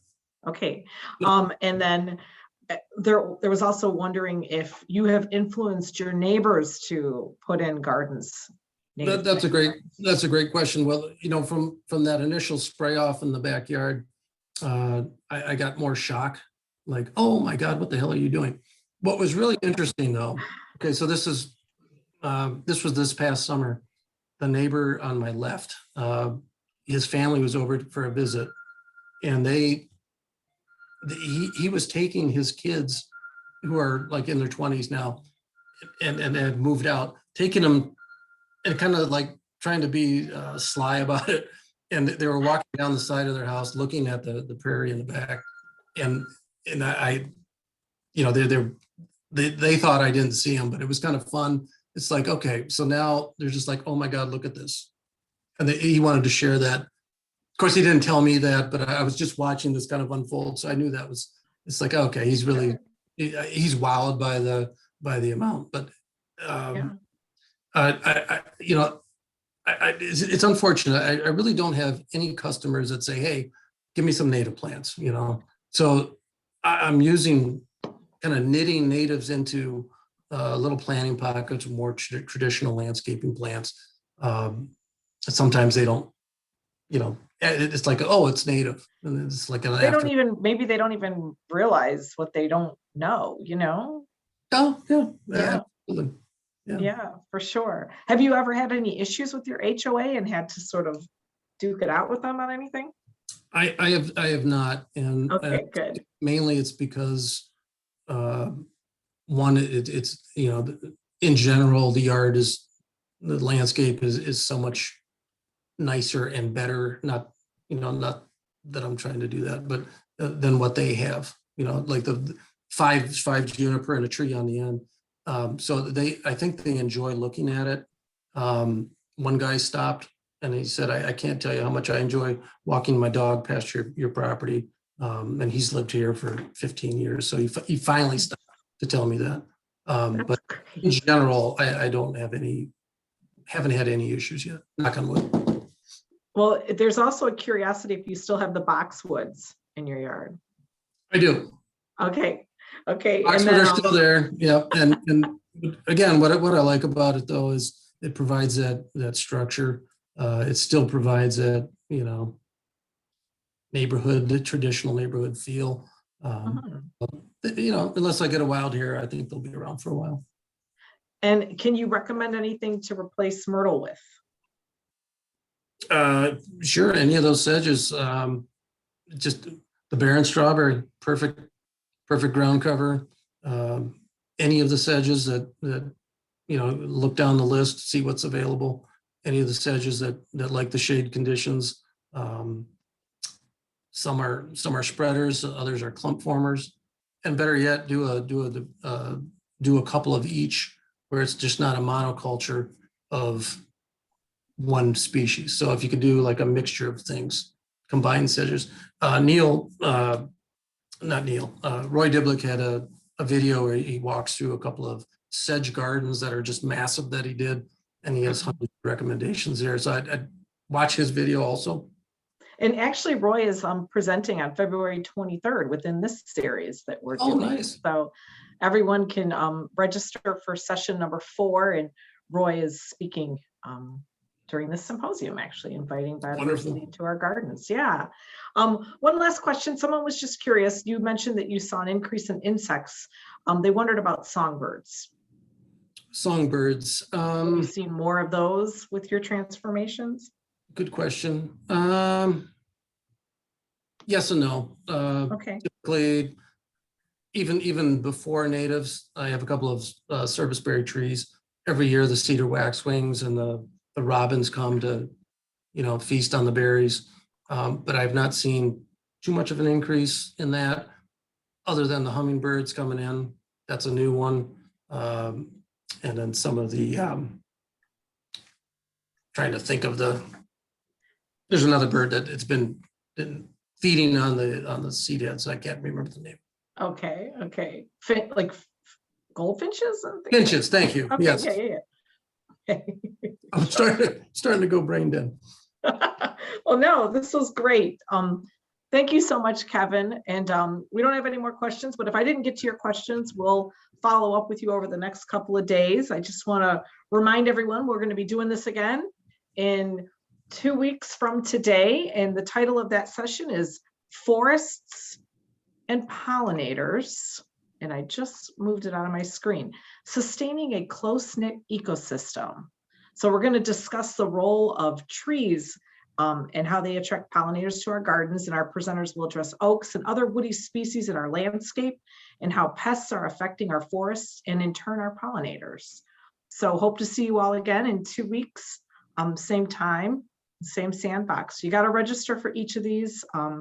They are unique codes to watch, and this session will be available for 30 days on the Western Reserve Land Conservancy's YouTube channel. Thanks again, Kevin. Have a good evening. You're welcome. Thank you. Take care.